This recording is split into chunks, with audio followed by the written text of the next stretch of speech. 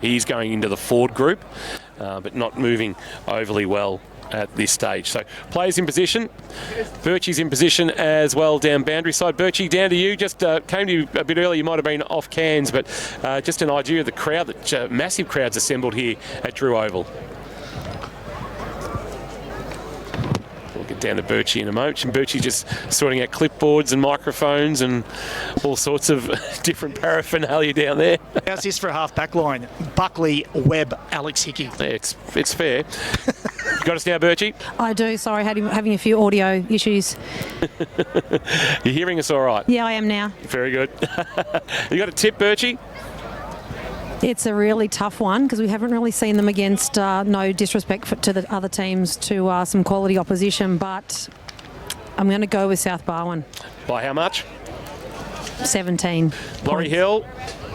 South Barwon by 5 goals. South Barwon by 5 goals, 30 points. Jace? Swans by 3 points.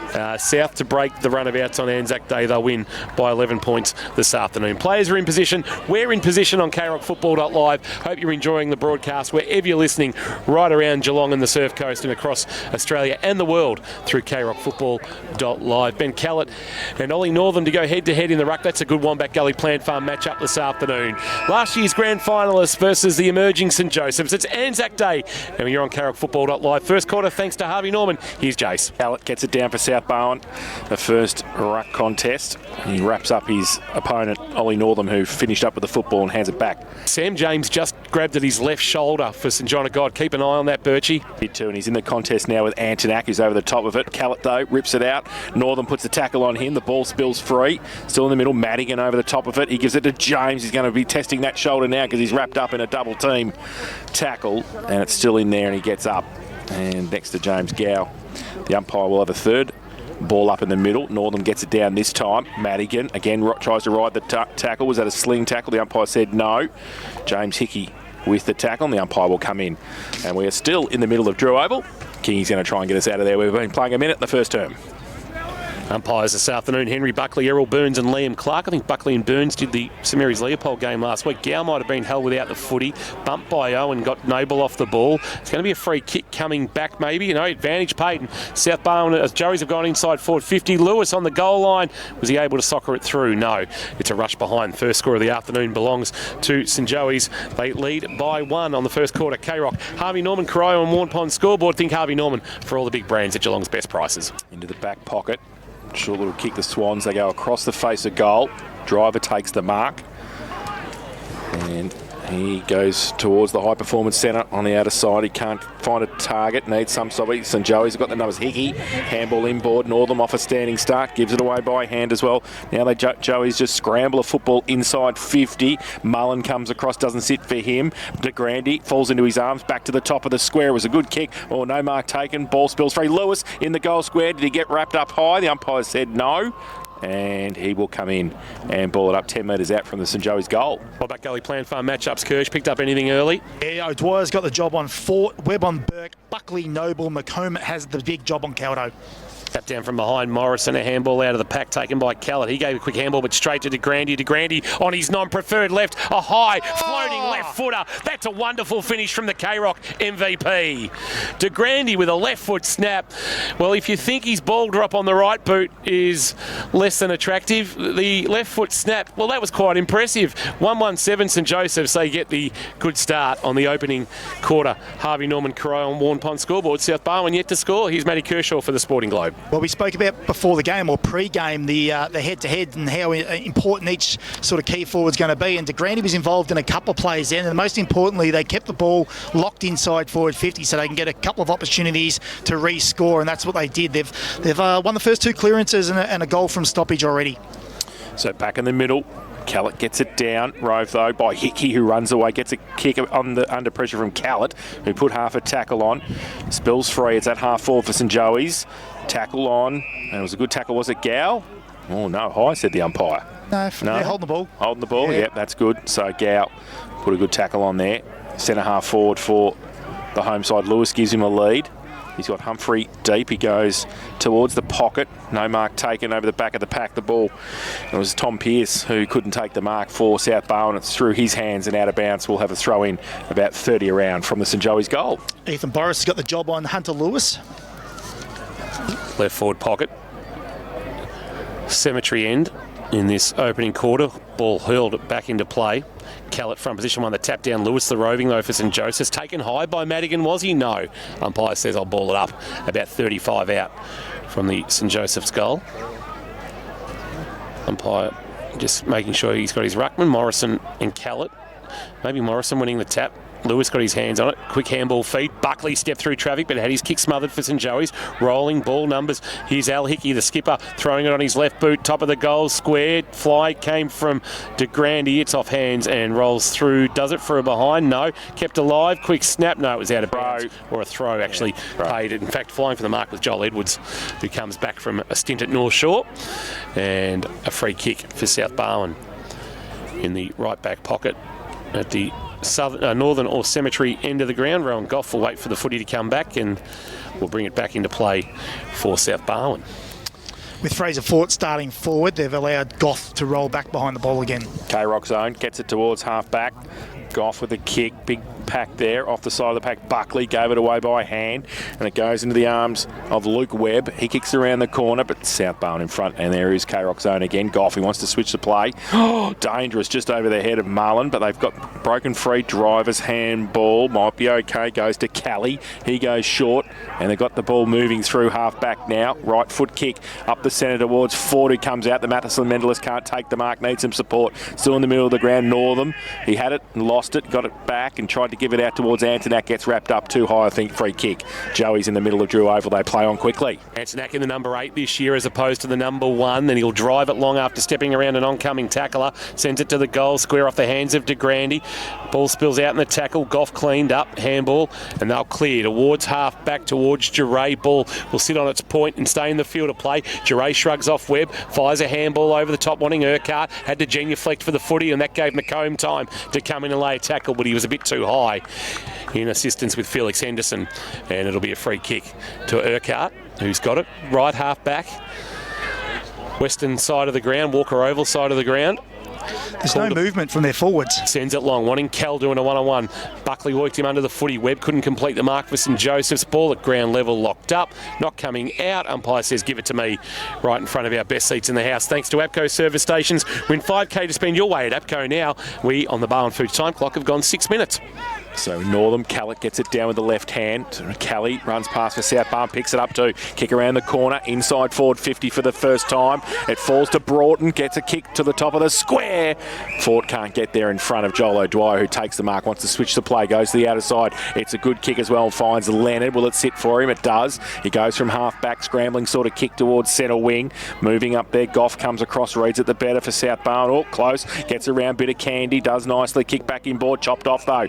And the mark's taken by Gow at right half forward for Joey's. Back after a season at Koroit, Gow driving it long, inside forward 50. Flying Morrison couldn't mark. Back of the pack, Pearce. Tapped down nicely by Goff. Clearing kick might have been Driver, and he finds Boris, who marks next to the boundary line. Under the scoreboard that says St Joey's for Harvey Norman, Corio and Warren Ponds 117. Leading South yet to score. 7 minutes played.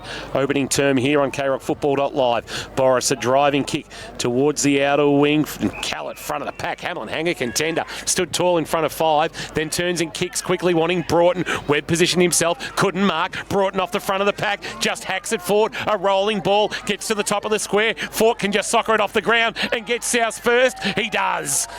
Made the goal umpire work, but from the top of the goal square, Fort goals and gets South Barwon's first on Anzac Day. Good movement of the footy. It was a great grab on the outer side by Callett, and he quickly got it forward. Broughton won the one-on-one with Webb and gets the goal. 117 St Joey, South Barwon 1 straight 6, and in the experts chair for the Sporting Globe. Here's Matty Kershaw. Yeah, look, I mean, he won the one-on-one, but that's Luke Webb's one-wood, isn't it? The intercept mark when the ball comes sort of in the air. He's got his opponent beat in the air, and then he drops the mark, and Broughton gets that ball rolling forward. Fort didn't defend. Joel O'Dwyer actually ran up the ground to try and defend that ball and help out, and Fort just stayed where he was out the back and got the easiest of goals. Back to the middle. Callett and Northam. Northam gets it down. Rove to the middle by Harry Smith. Don't argue. Got it away to Northam. He gets it further afield. They go now the outside of the right foot. Hickey goes inside 50. Coming out at pace. Lewis can wheel on that left. Short little kick. Great work. Great work found James Hickey, who came from the middle. He got the ball inside 50, followed up, and now has taken the mark and will shoot from 50 out. Slide angle at the northern end of the ground. How good's James Hickey been? Yeah, his follow-up, his transition work was really good then to be an option inside the forward 50. Just a shallow option because you don't want to get too deep inside the forward 50 in front of your big marking targets. Quick reply for St Joey's possibly through James Hickey. Right foot kick now. Cemetery end. Goal umpire really doesn't have to move too much. She comes back to the middle and says that's all clear. So James Hickey puts his first on the board. The second for St Joey's. They go to 2-1-13. They lead South Barwon 1 straight 6. K-Rock Harvey Norman. K-Rock first quarter scoreboard. Started in the middle again though, Jason. Around the stoppages, they're absolutely smacking South Barwon at the moment. 5 clearances to 1, but more importantly, 7 inside 50s to 2. And that's 2 goals from a stoppage. So they're absolutely just smacking them around the ball at the moment. Getting their first hands on it, getting it inside their forwards to have that first look at it. Opening quarter action thanks to Harvey Norman, Corio and Warren Ponds. Think Harvey Norman for all the big brands at Geelong's best prices. Umpire puts it up in the middle for Callett and Northern to go again. Northern got high. Won the tap down rolling ball, attacked by O'Neill for South Barwon. Just a fit of the fumbles at the wrong time, then took possession before being ripped down in the tackle by Harry Smith. And we'll get a ball up. Harry Smith usually in the number 34, but wearing the 11 this afternoon in these specially designed jumpers for Anzac Day. Callett won the tap down. Here's O'Neill again. Head over it. He's brought down in a tackle by Northam. Gee, it was a sort of WWE arrangement laid there by Northam. Both get to their feet, and the umpire says, I'm happy to hurl this one into the air again at left half forward. Joey's in attack, leading by 7. Tap down Northam. Ball at ground level. James maybe got a push in the back. Umpire said play on. Kelly was fighting for it. He's been good early. Jams it on the boot now after finding the footy. Webb was there playing goalkeeper for St Joey's. Just a couple of attempts to pick it up, but did so successfully in the end. Jammed it on the left boot. Went looking for our Mullen. Couldn't find him. Off the hands of the pack at the front was De Grande. Ball out of bounds in front of the Alan Russell Pavilion. We'll get a boundary throw in. The flags fluttering the Australian New Zealand flags proudly. And coming directly out of the west, so that breeze maybe across the ground slightly favouring the northern end. So throw in left half forward. St Joey's into attack. Northam. Callett gets it down with the right fist. Rove though by Tanner Owen. Handball over the top. Mullen had to come at it. Tried to take it out of the pack. And he tried to get the handball away also to Harry Smith. He couldn't find him, and it's going to be another boundary throw in. Bit more work for the boundary umpire to do in front of the Alan Russell Pavilion on the left half forward flank for Joey's. They're 2-1-13. They're leading South Barwon 1 straight 6. Early stages this first term Anzac Day. Clash between the Swans and the Joeys. It comes to Northern from the ruck contest. It's over the shoulder, said the umpire, was it? Which way is he going? He's pointing, yeah, Harry Smith got one, I think, at the front of the contest high, and he's going to take the free kick at left half forward, about 50 from goal. Smith, the left foot up, sends it across the face of goal, and he hit De Grande with the most perfect of passes. Put it to advantage side and hit him on the chest, and the K-Rock MVP from 2023 has started this one well. He's got one already, a chance for his second and an early 13-point lead. Harry Smith could not have delivered that any more on a plate than what he did there for Paddy De Grande. Absolutely, and sometimes the concern with that kick is that you might kick it a little bit too fat side and give the defenders an opportunity to defend it, but they had numbers out there. Even Max McLaughlin, I think it was the one coming in as an option frontal. They just had numbers. The most exotic ball drop in the competition belongs to Paddy De Grande. That looks actually like he's maybe slightly adjusted for 2024. Looks a little bit more textbook, and he's threaded it from about 35 out just right of centre and kicks his second, St Joseph's third, and they get out to a 13-point buffer in this opening term. K-Rock, Harvey Norman, Corio and Warren Ponds first quarter scoreboard. St Joseph's 3-1-19. South Barwon Waite Street 6, and Paddy De Grande early running Anzac Day style with a couple of goals. Yeah, he looks like he might have been to the Matt Kershaw kicking school over the summer. I tell you what he has been to. He's continued his form from last year. That's what he has done. He is in stellar form at the minute, and the way they're getting the ball into their forward 50 as well. Nice and quick, hardly giving the defenders an opportunity to defend it. Morrison in the ruck for St Joey's this time against Callett, but Callett gets it down. James with a fresh air shot, dropped the footy. Hickey, oh, look at him in there. Callett, though, went back and helped out. Now through the middle, handball came from O'Neill.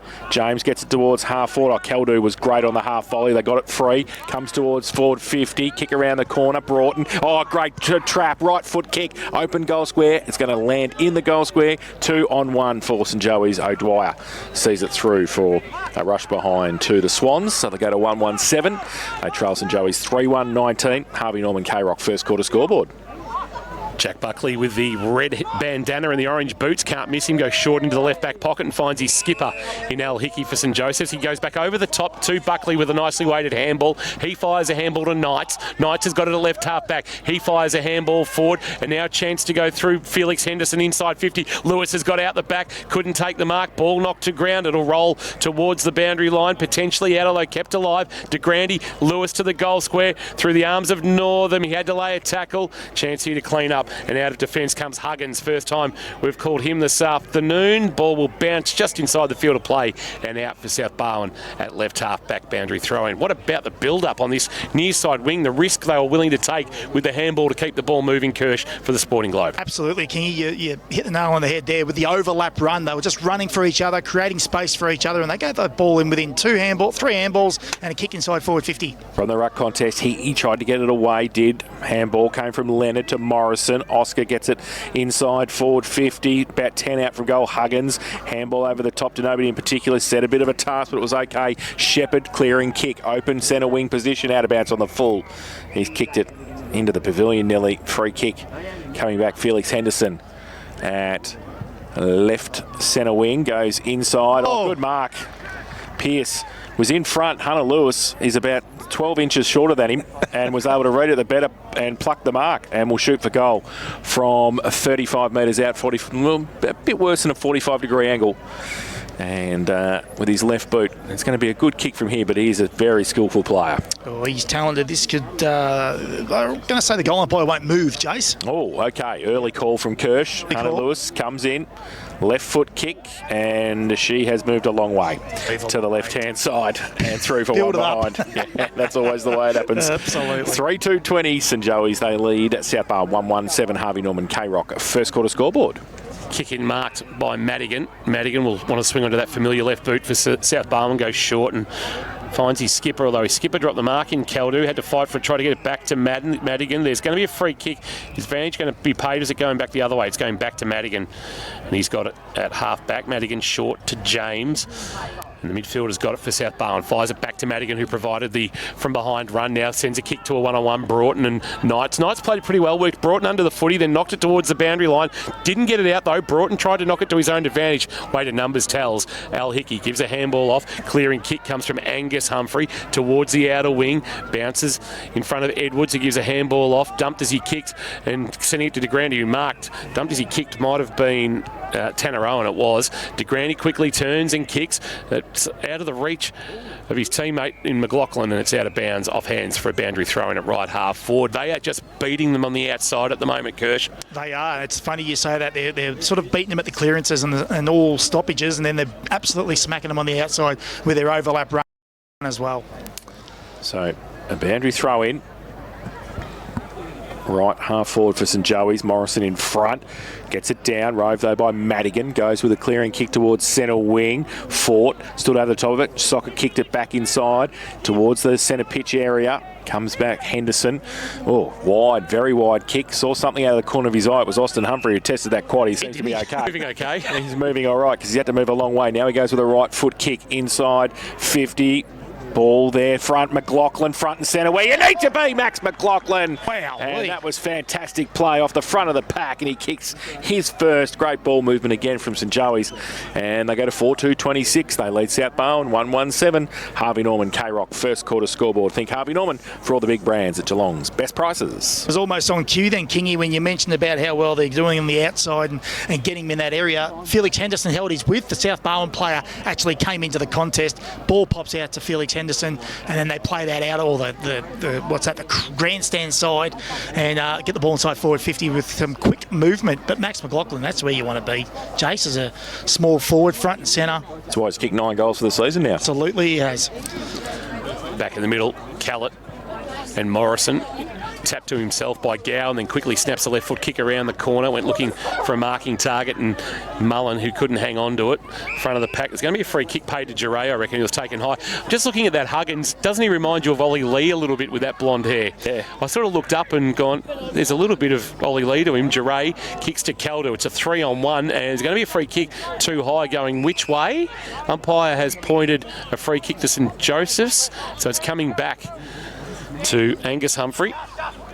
He concedes inside defensive 50 to Buckley. Buckley goes back almost to the top of his defensive goal square. Oh, nice. Dropped an absolute sitter, but he did well to recover against Fort and give a handball to Owen inside defensive 50. A driving ball now to a one-on-one. Mullen was spoiled away from him, but the ball will hit ground level. That spoiled from Starkey, went backwards. Coming up, Lewis picked it up nicely, then jammed it on the boot, bought 25 metres for his team. De Grande was clean, handball into the pocket. Here's McLaughlin again, round the body, rolling ball is missed to the right.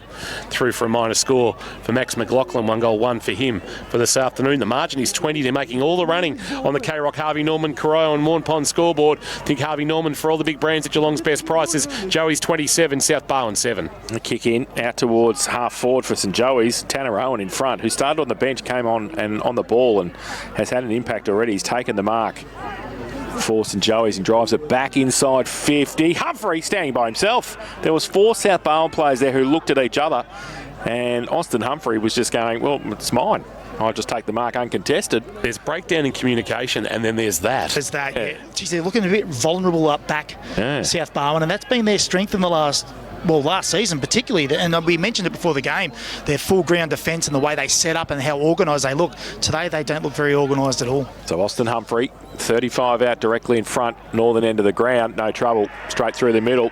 Quad's fine. Yeah, no problems with that leg, it's okay. He kicks his first and the 5th for St Joey's. They go to 5-3-33, and they've caught a break. South Barwon 1-1-7, Harvey Norman, K-Rock first quarter scoreboard. Jace, it's 14 inside forward 50s to 4. There's the tail, but more importantly, it's 9 clearances to 3. They're just absolutely beating them around the ball, and then they get it to the outside like we mentioned, and they're absolutely killing them with their ball movement. Getting it inside forward 50, their forward line's very dangerous. St Joseph's, they can get you on the ground, they can get you in the air, they can get you front and centre. So they've got some talent up there, and that's why they're 5 goals up at the moment. Back in the middle, Northam doing the ruck work against an unlikely ruck in Lockie Middleton. Joey's going to come up with it. Northam is wrapped up in a Madigan tackle, but there's going to be a free kick coming back, and it's going to come back to Harry Smith, who's been important in this opening term as his team have built a 26-point lead. Son of the great Diesel Smith. Harry Smith banging it long inside 50 to Grandy's target. He flies against 2 Swans. One of those is Goff. Off the hands of the pack. Ball spills. It's going to roll towards the goal line and be knocked through for a behind by the South Barwon defence to make the margin 27. Around the grounds for Leopold Sporties. Drysdale 22. Lead Port Arlington 13 at Ron Evans over Leopold Sporties. Your complete family venue 135. Kensington Road, Leopold. So the Swans, they bring it back in through Starkey, goes to the outer side. Numbers with South Barwon, if they can get out now, they can. They go towards centre wing with the kick. Sits all right. Boris gets around the corner. No mark taken by Broughton. Caldu comes. The ball spills free. Humphrey was there. McComb over the top of it as well. He needs to try and tap it on. He does. Been to the hairdresser during the week as well. Goes towards the middle. In fact, it's McLaughlin. Has to put the tackle on. Handball came back from Paddy Kelly for South Barwon. He goes back out wide. The kick off the ground came from Tom Burke. And it goes into the arms of Jack Mullen. He gets the kick around the corner towards centre and towards half forward, and it was a little bit of a Tim May there. It went out of bounds. Nice little off spinner, and it'll be a boundary throw in on centre wing on the outer side. A turn more than what Tim May ever turned. Oh, whack. There you go. Ball back into play. Callett front position. Northern from behind nearly did his own roving. In fact, he did. Then he was dragged down in the tackle and going nowhere. We'll get a ball up. Middleton and O'Neill conspiring to ensure Northam going nowhere. 34 plays 7. Opening quarter action. Hope you're enjoying it on KRockFootball.live. Clearing kick Middleton from the contest. Might have been touched off the boot.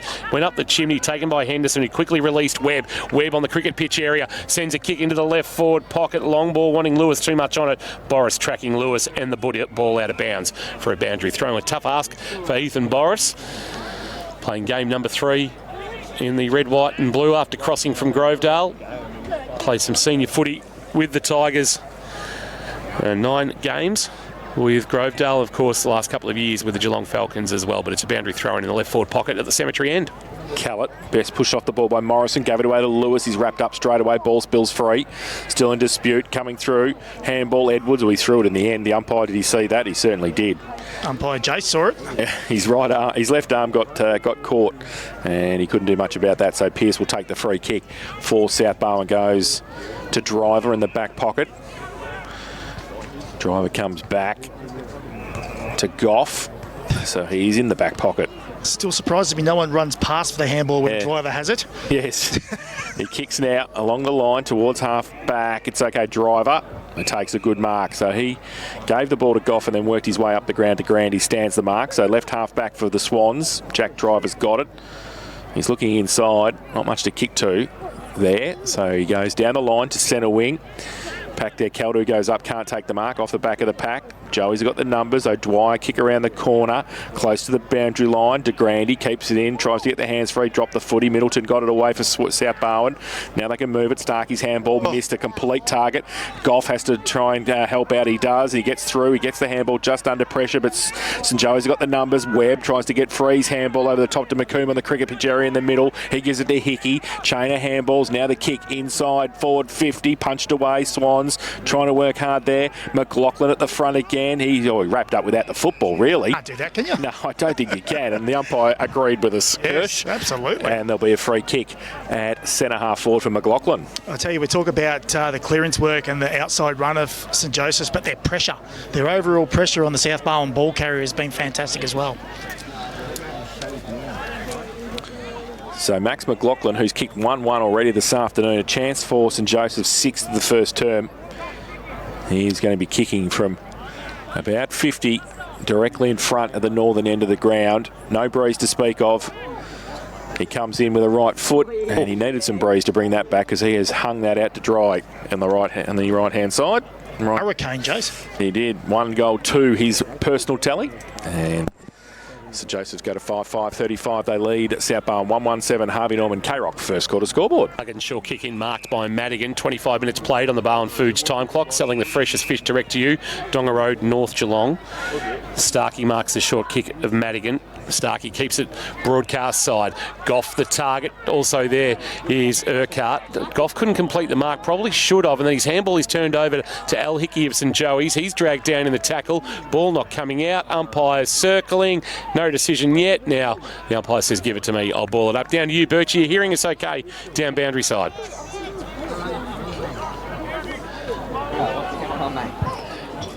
We can't hear you, Birchie, unfortunately. We might have to come back to you at quarter time and see if there's not an issue maybe with your gear. It's out of bounds in the left forward pocket. Northern end of the ground, St Joseph's have been able to advance it forward.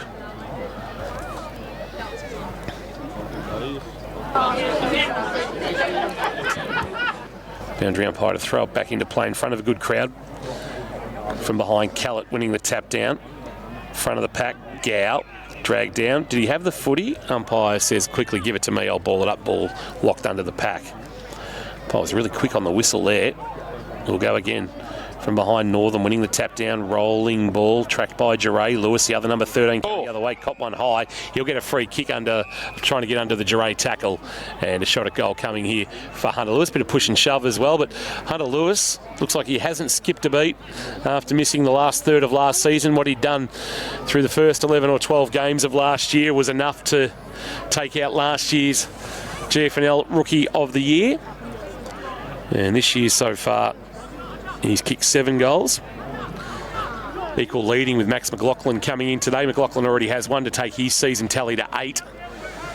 And Lewis, the left footer, from on 50. Long ball, good piece of it. Won't have the carry. It's off hands on the goal line. Hack by Oscar Morrison. Has a fresh air. He tried to get boot on it. It's off hands and through for a rush behind. Margin is 29. Joey's all over South in this opening quarter. 5-6-36. Plays 1-1-7. Opening term action thanks to Harvey Norman, Cryo and Warn Ponds. Starkey kicks it into the outer side for South Barwon. Fort goes up off his hands. Back of the pack. They can't pick it up. O'Neill was there for South Barwon as well. Ball hacked out. Madigan put the tackle on. Tough tackle comes back. Owen for St Joey's. Kick handball over the top towards Hickey. He's ripped off the football. Now O'Neill gives it away. Boris tries to draw a play and gives the handball away, and they go inside the centre of the ground towards Caldu. Takes the mark, plays on quickly. Bit of space and time now to Fraser Duray, who kept his width on centre wing against Henderson. Goes with a right foot kick towards half forward. Webb pushed off the footy by Sam James, Tom King's favourite player, and he goes inside to Broughton, and that's why he loves him. It was Lockie Noble. Oh, it's Lockie Noble even. Thank you for trying to get Sam James. I was trying to get him in there. And, well, Lockie Noble did a nice job like Sam James. And Johnny Broughton has taken the mark and will shoot for goal from 30 metres out, 45 degrees. I'm not letting you pump Sam James up when it's not him. Well, we're trying to get Sam. Has he had a kick yet? Oh, yeah. Could be in the twos. He was. So Broughton comes in, right foot kick 30 from goal. They need this one. Wow, Mundy's going to go off his head at quarter time. Right foot kick, he has absolutely munged that, and he's lucky to actually kick it behind there. Lucky hit his foot, Jace. One behind to him, and 1-2-8 South Barwon. They trail St Joey's 5-6-36 Harvey Norman. K-Rock first quarter scoreboard. Short kick in from Buckley, marked by Webb, who goes short to Angus Humphrey. Handball release. Webb provided the run. Inside defensive 50, drives it towards half forward. Austin Humphrey on a juggle, takes a Hamlin hanger. Good mark, turns and sends a kick inside forward 50. Not the greatest of kicks. Leading the race to the footy was Huggins, although he lost out to Morrison, who gave a handball off. Left foot kick Edwards. Mark dropped there by Antonak. Gave a handball low off to Northam. Northam, a snap around the corner is a good finish. Received the handball. I should say it was from Mullen, but it was a nice finish from Ollie Northam. That's quality from a big bloke to be able to drop it on the boot like that. Good skill. And the margin, this is a blowout. We're out to a 34 points St Joseph's buffer. 6-6-42, playing 1-2-8. K-Rock, Harvey Norman, Corio and Warn Ponds. First quarter scoreboard as we go down to Birchie, who's boundary side for us this afternoon. South Point Garden Supplies. Birchie, come on in. Can we get you a little bit of better access this time? Yeah, I can hear you now, Kingy. Very quiet on the injury front, which is good for both teams, but lots of rotations in this first quarter, as would be expected. Thank you for that, Birchie. Down boundary side for South Point Garden Supplies. Ollie Northern with a cracker on the in the shadows of quarter time. And don't worry about Austin Humphrey's quad. It looks okay. Nothing wrong with it. It looks all right. He's had a quarter of his life. He's taken a mark at half forward there and just kept things moving. He's going okay. Tell you what, how's the run from the half back line again? There's no pressure coming from you can see the difference, can't you? Because you can see the difference. South Barwon are trying to do that, and there's so much pressure around them. Al Hickey, if he tackled the fence, I reckon. If 100%. We lost. I think we lost a footy into the cemetery. No. There was some kids sitting on the ground, so the umpire came over. Ah, right. Yeah. Damien McMahon, St Mary speedster. Yes. Bucks, as in James Buckley. Can't think that headband looks good. Get him on the interview at quarter time and ask him #outrageous. Well, the ball from the middle for the Swans. Caldo takes the mark and he goes inside 50 over the back. Webb comes back and Broughton, can he go and put some pressure on? He can. And the umpire says throw it in right forward pocket, Swans into attack. Yeah, the boots are bad enough for Jack Buckley, but the headband is just way too far. James Buckley, his mum won't be happy. I know Mustang Sue's listening this afternoon. Maybe she's calling him James with that headband. Yeah, he doesn't want to call him Jack. Yeah. That's not the boy I raised. Ball back into play, Northam. Winning the tap down to the front of the pack was Caldu, but the clearing kick comes from Webb. Will flirt with the boundary line and beat Driver out and be a boundary throw-in. Good crowd here at Drew Oval this afternoon. Birchie's down amongst it. Plenty of people here taking this one in. 6-6-42 St Joseph, South Barwon 1-2-8. Almost 32 minutes played on the Barwon Foods time clock. Umpire to hurl it back into play. Lamal 2, we're calling him. Shallow throw in though. Callett winning the tap down, front of the pack, rolling ball. Mullins there, so is Starkey. There's going to be a free kick for Starkey being held. Maybe 50 not paid as Northam put it on his boot and sent it away. And in the end, that's actually worked out well because it means Joey's can roll some numbers back. And in the end, James Gow actually lucky not to have given away 50 as he ran through the mark coming to the boundary line. Umpire wasn't spotting it because he was busy explaining to Jack Mullen why he'd given away the free kick. Starkey sends a kick into the direction of Fraser Fort. Fort won't get there to mark because Buckley got across in front and on the juggle took the grab. Buckley with it, as it explained to us by Mark Neild pre-game. Fraser Fort won't play every game this year, and that is quarter time. A quarter dominated by the home team who have dominated Anzac Day for the past decade, and they're well on their way to a 10th consecutive April 25 victory. 6-6-42, playing 1-2-8. Real dominance for Birchie down boundary side for South Point Garden Supplies. It's gold. And Mark Neild delivering some of his finest. Just waiting for the crowd to work their way off the ground. And we're not too far away from a resumption of play. Just let your lovely wife know that if this continues on, she can have tomorrow off. You don't want to be anywhere near him tomorrow. Second quarter action for Morris Business Class Finance. Morris Business Class Finance, of course, it's asset lending the way it should be. Call 1300 for Morris to upgrade to Business Class Finance today. Nathan Murray and all the team, great supporters of the Cats, the GDFNL, and of course us here at K-Rock Football. And just waiting for the last remnants of the crowd to make their way off the ground. They've probably got to get some people who are actually sitting on the fence line or under the fence to also make their way off the ground, or they won't commence play. It's not like the old days where people on the boundary line. It's all very much changed, public liability and all that sort of stuff. So here we go, second quarter. Here's Jason Doherty. Joey's lead by 34. So it's Northam and Callett for their respective teams. It hits Callett in the head really from the first contest. I think that's going to be a free kick to Madigan. Is it coming? No, it's going to be St Joey's free kick actually, and Gow's got it in the centre of the ground. He's going to play on now, come towards the broadcast side, right foot kick, and in front driver, can't take the mark for South Barwon, falls to Morrison, his handball over the top for St Joey's. Hickey, kick around the corner, Starkey stands in the way, takes the mark at half back, just outside defensive 50 for the Swans. See if they can get their hands on the ball as their coach asked. Oh, he played a bit of candy to himself and they were up to that. Joel Edwards was just standing there, but he got it in the end, and it's gone to Tom Bartlett. The debutant drives South Barwon towards half forward, looking for O'Neill, but it's a 2-on-1, and O'Dwyer marks comfortably for St Joseph's. They are falling down across half forward as O'Dwyer concedes some ground, and asked a lot there of Angus Humphrey, who marked as Fraser Fort tried to shut him down. He goes into the left back pocket to his skipper Hickey. That's Al Hickey, short to Tanner Owen, and St Joey's have got it in front of the scoreboard that shows them leading by 34. He chips a kick over the top to Morrison. Morrison has it just back of the wing, out of sight. He'll drive a kick now towards half forward, flirts with the boundary line, but Austin Humphrey gets there in time and marks on the chest. He's had a good opening quarter and a bit. Now a kick towards centre half forward, mark taken. James Hickey's had a massive start, handball off. Buckley, he sends it to the goal square. Edwards, ball over his head. It's going to be a free kick for a hold, I reckon. Bartlett realised that when he got front position, he turned and grabbed at the jumper of Joel Edwards, and Edwards is going to have a shot on what will be a 40-point lead. He fessed up a bit too there. He did. Yeah, didn't he? Tom Bartlett, he went, oh no, I'm in trouble here. Well, they've made that move. Bartlett played forward in that first quarter, and they've moved him back now behind the ball. But just as Joel Edwards has touched kicking his ball, Mark Neild spoke in that interview quickly that the last thing I want to do is kick the ball to the defenders of St Joseph's, and that's exactly what they did there. And I'll tell you why after this. He's kicked this goal. 15 games and 26 goals in a couple of seasons at North Shore. Edwards, 30 out, directly in front, has pushed that across the face and through for a minor score. As soon as it came off the boot, he wasn't happy with it. As soon as Kirsch said he was going to kick it. Margin is 35. Edwards got 4 for the season, but he doesn't add to his tally there. Second quarter, K-Rock Morris Business Class Finance scoreboard. St Joseph's 42, South Barwon 8. Swans kick in. And the Sam James lookalike, Lockie Noble, takes the mark in the back pocket. You like that one, Kirsch, hey? Just roll with me. Go. Noble goes out wide. Callett goes up, can't take the mark. Coming across was Northam. Fort gets his way into the ground. Was that a don't argue? He got rid of the football in the end. Gow put his head over it. Surprise, surprise. He gets wrapped up, gives it away to de Grande. The umpire said it was over the shoulder.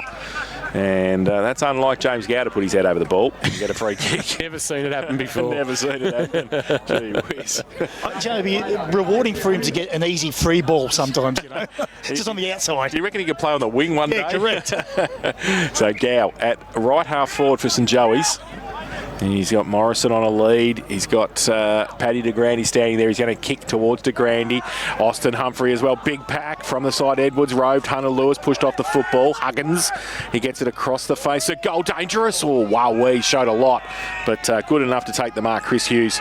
And he will drive it outside 50 for the Swans. He finds a marker. And it's Paddy Kelly, who was really good in the first quarter. A rare Swan to win a lot of the footy. That's a great kick, although just a little bit too much on it. Webb read at best, couldn't mark for St Joey's. And then the kick back inside forward 50. Driver stands under it, coming the other way. Actually spoiling him was his teammate in Pearce. He should have let Driver just fly for the footy and take the mark. Joey's at the front of the pack. Edwards buffeted off it, left it behind. Handball fired out towards Madigan. Tried to ride the bump of Lewis. Lewis did well, then gave him a little bit what for coming back. And we'll get a ball up. Bit going on. Madigan and Lewis, a couple of customers who won't take a backward step. Lewis is into Sam James now as well.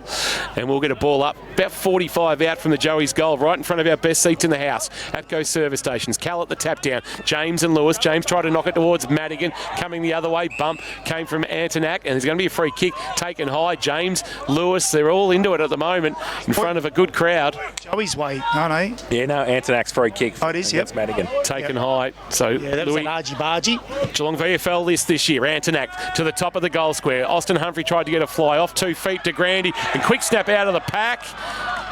And it might have been touched on the boot. I think it was Tanner Owen getting it on the boot, was it? Yeah, it was. And through for a behind. The margin is 36. And not relenting here, St Joseph. 6-8-44. South Barwon 1-2-8. We've played 5 minutes on the clock. Thanks to Barwon Foods, selling the freshest fish direct to you. Donga Road, North Geelong. Starkey kicked it in looking for Kaldu, but it was over his head at the back. Handball came from Hickey Al. And it goes back to McComb, back to Webb, running across half back, wants to switch the play. Short little kick is okay. And a man short. And that was Angus Humphrey. Goes back to the Karate Kid. Buckley goes up the ground towards half forward. Oh, good mark in the middle. And that was from Jack Driver, who does that. Sticky fingers back into the middle. Cricket pitch area. Kaldu takes it. Bit more of control here for the Swans. Inside 50. And as soon as I say that, he turns the ball over. And that's no good. This, again, St Joey's across half back at this time, though. McComb. Bit of time to pick it up and give it away by hand to Buckley, to Webb. Who's brought his own footy this afternoon. Kicks wide on the outer wing. That's Owen driving it long inside 50 to Grandy. Flew. Nobody flew with him. Hit the ground running. Ran to 45. Pulled the trigger on the kick. And has missed to the right, through for a minor score. Margin is 37. I hate to say it, but I think this contest is done.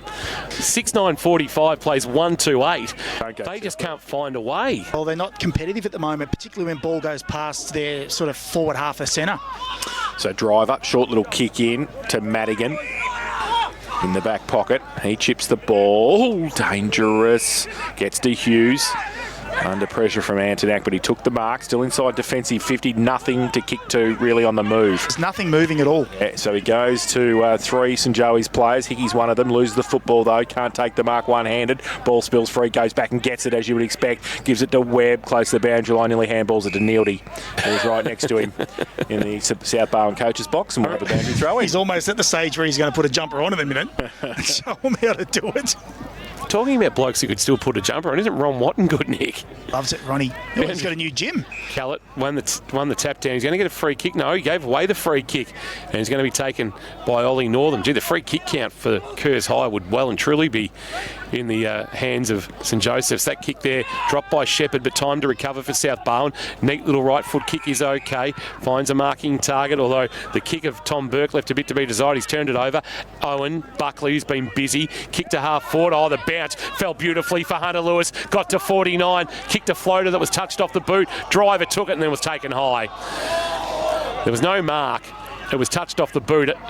And the tackle was laid quickly by Edwards, but he was a little bit overzealous in laying it. He knew he had to lay it, but made sure Jack Driver earned that, and he's got it at the top of his defensive goal square for South Barwon. Driver, right foot kick outside 50.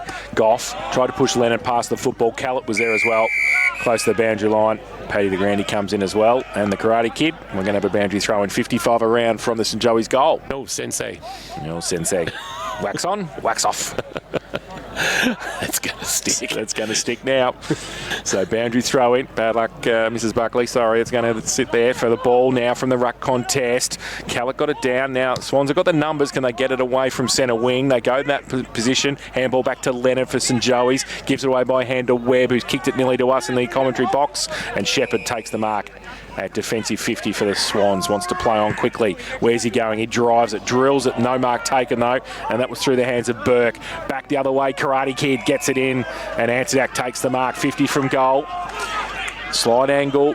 Lots of movement forward 50, but he's going to go back. He is a good kick for goal, Webby. Luke Webb ran right past, and it was like he actually had given up his firstborn the way he didn't get the ball. Well, he's actually renowned for that, isn't he? Like, Webby can kick a goal on the run. Loves it. Sneaky from half back. So Louis better kick the goal He now. better now. Yeah. He had a few on too. Don't worry about that inside forward 50. 52 out. Kicking the goal. We'll know about it straight away too, because he loves the celebration. He comes in, right foot kick. I'm watching him. Oh, wow. And I'm watching him, and he was pretty happy about it too. Louis Antonak kicks his first, and the 7th for St Joey's, 7-9-51. They lead South Barwon 1-2-8. Morris Business Class Finance, K-Rock, second quarter scoreboard. It's asset lending the way it should be. Call 1300 Morris to upgrade to Business Class Finance. Well, they've continued on their merry way at 7 inside forward 50s to 1, Jason. That one was defensively marked. And what they're doing is they're just playing straight up and down the lines at the moment. They're not taking the ball off the line, South Barwon. They're not challenging the defence of St Joseph's, and they're basically just kicking it back to them. Intercept marks a bit through the roof today. Fraser Fort's moved up to a wing for Wombat Gully Plant Farm in the middle. Northern went early. Callett didn't and won the tap into the path of James, although coming the other way, McLaughlin worried him out of it. Ball spills into the path of Ford. He received a handball there from Middleton, but the kick around the corner was poor. Marked by Al Hickey, gave it to Buckley. Buckley's been outstanding this afternoon. He gives it off by hand. Now Knights on the left foot, kicks it like his old man, who was also a left footer, Matthew, and he hits McLaughlin on the chest. McLaughlin with it. I know Matthew will be listening this afternoon as the Eagles prepare for action this weekend. I hope you're enjoying the call, Matty, through carrickfootball.live. McLaughlin pulls a kick into the left forward pocket. Oscar Morrison or DeGrandy. Neither could mark. Ball at ground level. DeGrandy dived on it. Driver dived on him. Not coming out. Umpire says, give it to me.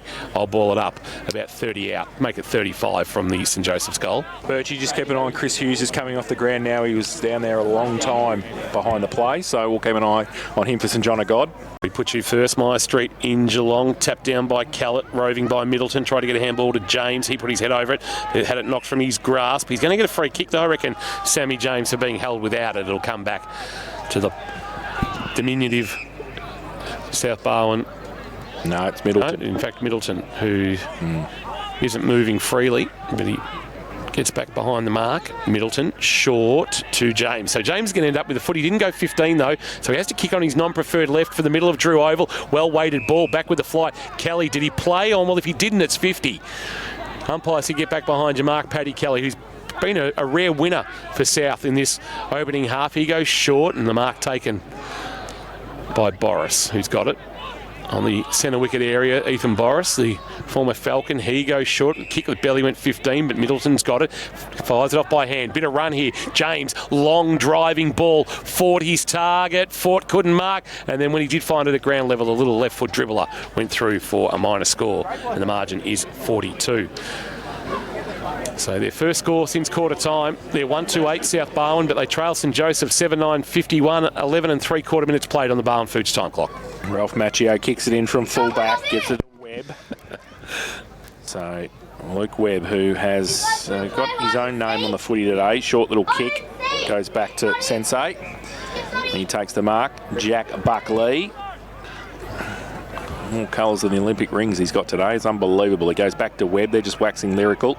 He's in the goal square, takes a bounce, as Luke Webb does. Just wheels it around the boundary line and over the head of Jack Leonard. Fraser fought there as well. And I think the colloquial term for that is they've buggered that up and it's out of bounds for a boundary throw-in. Big Jack was wanting it out the back, and Webb's, well, he wanted it out the back. The ball went there. Jack didn't. You can bugger it up when you're 42 points up too. Yeah. Boundary throw in. Callett front position, maybe Northern from behind. Front of the pack, Shepherd went straight into a Northern tackle brought to ground. Jimmy Allen would be liking that. So he's got his haircut too, Ollie. I like that. It's good. He was carrying an extra 3 or 4 kilos with his hair last year. Tidied himself up. Callett maybe from behind winning the tap. Jammed on the boot by Owen to half-back. Fortin, Leonard both fly. Neither could mark. Front of the pack is that Shepherd again, who's been omnipresent. He's taking a tackle and he's holding the ball against Austin Shepherd. That's really tough. And Mullen with the resultant free kick. Well, when things are going your way, they're going your way. And when they're not, they're certainly not. Mullen sends it looking for Edwards on a lead. Couldn't mark. Knocked away by Driver. Ground level. Gow couldn't take it. Fighting for it and flicking it up. Huggins somehow found its way to Driver. Driver, a neat little right foot kick. Barely the 15, but taken by James. James sends a kick to just outside defensive 50 mark, taken by Noble. He'll go with a bounce. Half-back, he's got it out of sight of the ground for the Swans. Driving it now towards the scoreboard. It's not a great kick. Too much on it for Kelly O'Neill, and he'll see it out of bounds for a boundary throw-in. Right underneath the scoreboard, that for K-Rock and Morris Business Class Finance, it's asset lending the way it should be. Call 1300 for Morris to upgrade to Business Class Finance. See St Joey's 51 leading South Barwon 9. Kelly O'Neill plays game 100 next week against Colac. So boundary throw in. K-Rock's own Sean Higgins here too. I see down the other end of the ground, just having a nice little look. Ball from the ruck contest. Over the top to Sam James. Right foot kick into the pocket. Punched away defensively by Knights. Now it's Noble. Handball. Missed the target. Boris comes back. His handball to Shepherd. Off a step. Left foot kick. Across the face of goal. And up there. Oh, Leonard going back. That's a Hamlin hanger. Great work by Jack Leonard, who took the mark and gives it away by hand to Morrison, who runs through half back. Goes to centre wing with a kick. It's a 2-on-2. Edwards tried to play Goff off the man. Didn't take the mark. He needed some support. Swans with the numbers. Boris back inside 50, but again chopped off, and Knights takes the mark for St Joey's. Handball had too much on it though for Al Hickey, coming the other way, taken by Geray. Geray's handball found Broughton. Broughton with an open shot at goal has threaded it. They needed that. Just as I was about to say, Zach Knights is having a really good afternoon. Just too much pepper on the handball for his skipper Al Hickey, and South Barwon pounced, and Broughton is going to gobble those up as he kicks his 8th of the season, coming off 4 last week against Lara. He kicks the Swans 2nd of the afternoon on the K-Rock Morris Business Class Finance scoreboard. It's asset lending the way it should be. Call 1300 for Morris to upgrade to Business Class Finance. The margin back to 36 points as South Barwon go to 2-3-15, I should say, playing 7-9-51 second quarter action here at Drew Oval, and in the experts chair for the Sporting Globe, Eat, Drink, Sport, Ryrie Street, Geelong. Here's Matty Kershaw. Yeah, it's a goal from turnover, but look, at least they got that defensive mark. They were set up well. It was just a poor skill execution. Swans back into attack. It was Madigan who got it away to Callett, who kicked it to within about 10 metres of goal, and then in the end Knights was able to tap it through for a rush behind to the Swans. So good transition of play there by South Barwon, and the kick in to Humphrey for St Joey's was okay. He gave the hand away to Webb. Runs past as usual. His kick though was smothered at half forward for South Barwon. Good pressure, and then Webb comes in to put the tackle on. And James will give the ball back to the umpire. We'll have a ball up at left half forward. Just between the edge of the centre square and the top of the 50-metre mark. Callett winning the tap down into the space that Ford occupied. Ford under pressure. McLaughlin got a left foot kick away. Mark not completed, but front of the pack. Chance here for the Swans. Bartlett on the left boot has missed everything. Put it out of bounds on the full. The debutant from Mottawarri. And we'll have a free kick in the right back pocket for St Joey's. So just a slight momentum shift, but they need to make it pay through the next 10 or so minutes. Maybe jag 2 or 3 goals and have some momentum going into the main break, the Swans. Well, they've won the last 2 clearances and the last 3 inside forward 50, so they're getting repeat wins. They're just small wins, but that's what you need to get yourself back in the game. Angus Humphrey short into his defensive goal square to Webb. Webb wants to open up the non-broadcast side of the ground. Went through the hands of Dwyer, but he recovered best. Found it at ground level and fired a handball forward to McLaughlin. McLaughlin can share it over the top with McComb. McComb can go inboard back to McLaughlin. McLaughlin, though, fumbled it. Chance for Boris to clean up. McLaughlin drags him to ground, and we'll get a ball up just forward of the wing, out of side. St Joseph's in attack and leading by 35. Second quarter action here at Drew Oval. We're here for APCO service stations. Win 5K to spend your way at APCO now. From the ruck contest, comes to the back, through the middle, Callett. He wrapped up by McLaughlin and Gow. St John of God, Birchie, any update on Chris Hughes that you're able to find out? Not at this point in time, but he has spent a significant amount of time on the bench. But some concerns for their midfield. Sam James is very sore with that left shoulder, and Doyle Madigan was getting a bit of work done too. So some concerns for their mids. That was a shoulder he hurt in the first contest of the match. Now ball back inside for the Swans. They move it towards the pocket. O'Neill goes out wide looking for Noble. So they'd moved the ball from centre wing to half forward through some good play, but then O'Neill's kick inside 50 unfortunately didn't hit a target. We're going to have a boundary throw in right forward pocket, northern end of the ground for South Barwon. As Kirsch said, a number of repeat entries. They need to put another score on the board. They might now. Noble breaks free from the contest. Was that holding the ball? Then in the end it was, and it'll come back. Tried to break the tackle, and I think McComb will take the free kick in the last line of defence for St Joey's. We've played nearly 19 minutes in this second term. If Buckley's the Karate Kid, McComb Slim Shady. Yes, absolutely. Will a real Slim Shady please stand up? There's Buckley with it in the left back pocket. Went to go across the face of goal and then went short to Slim Shady. Slim Shady can give it back to Buckley if he so desires. So, not sure when the next Marshall Mathers LP will be out, but a long ball from McComb to the wing off the hands of De Grande. Front of the pack, McLaughlin was clean. Wonderful release for De Grande. De Grande a kick into space. Northern stuck out the one mid and took a Hamlin hanger contender at half forward. Wants to play on. Gives it off to a runner going past in Antonak. He was slung in the tackle. Rather, it was Mullen. Gave it to Morrison. Morrison steps, snaps and misses to the near side through for a behind. Minor score. They would have liked that just against the run of play for the moment that South Barwon has dominated. Margin though 36, 7, 10, 52, plays 2, 4, 16. There's Fort marked the kick in but had it smothered. Did, and it's across centre half forward for St Joey's. That pushing the back, it's holding the ball. One or the other, it's holding the ball. So Fort will take the free kick. Hickey will get up. Give it back to the Matheson medalist who will look for the handball to Shepherd, but was Humphrey was right next to him. So he switches the play across defensive 50. Mark taken by Kelly, goes to the outer side centre wing position. It was good. Duray took the mark. They're missing Mulroney. They are. He's out with COVID. Yep. So back in board is okay to Boris. Just the depth we were talking about earlier, Kingy, just that extra number running through. Boris now tries to get it towards half forward. It's okay. Mark taken by Urquhart.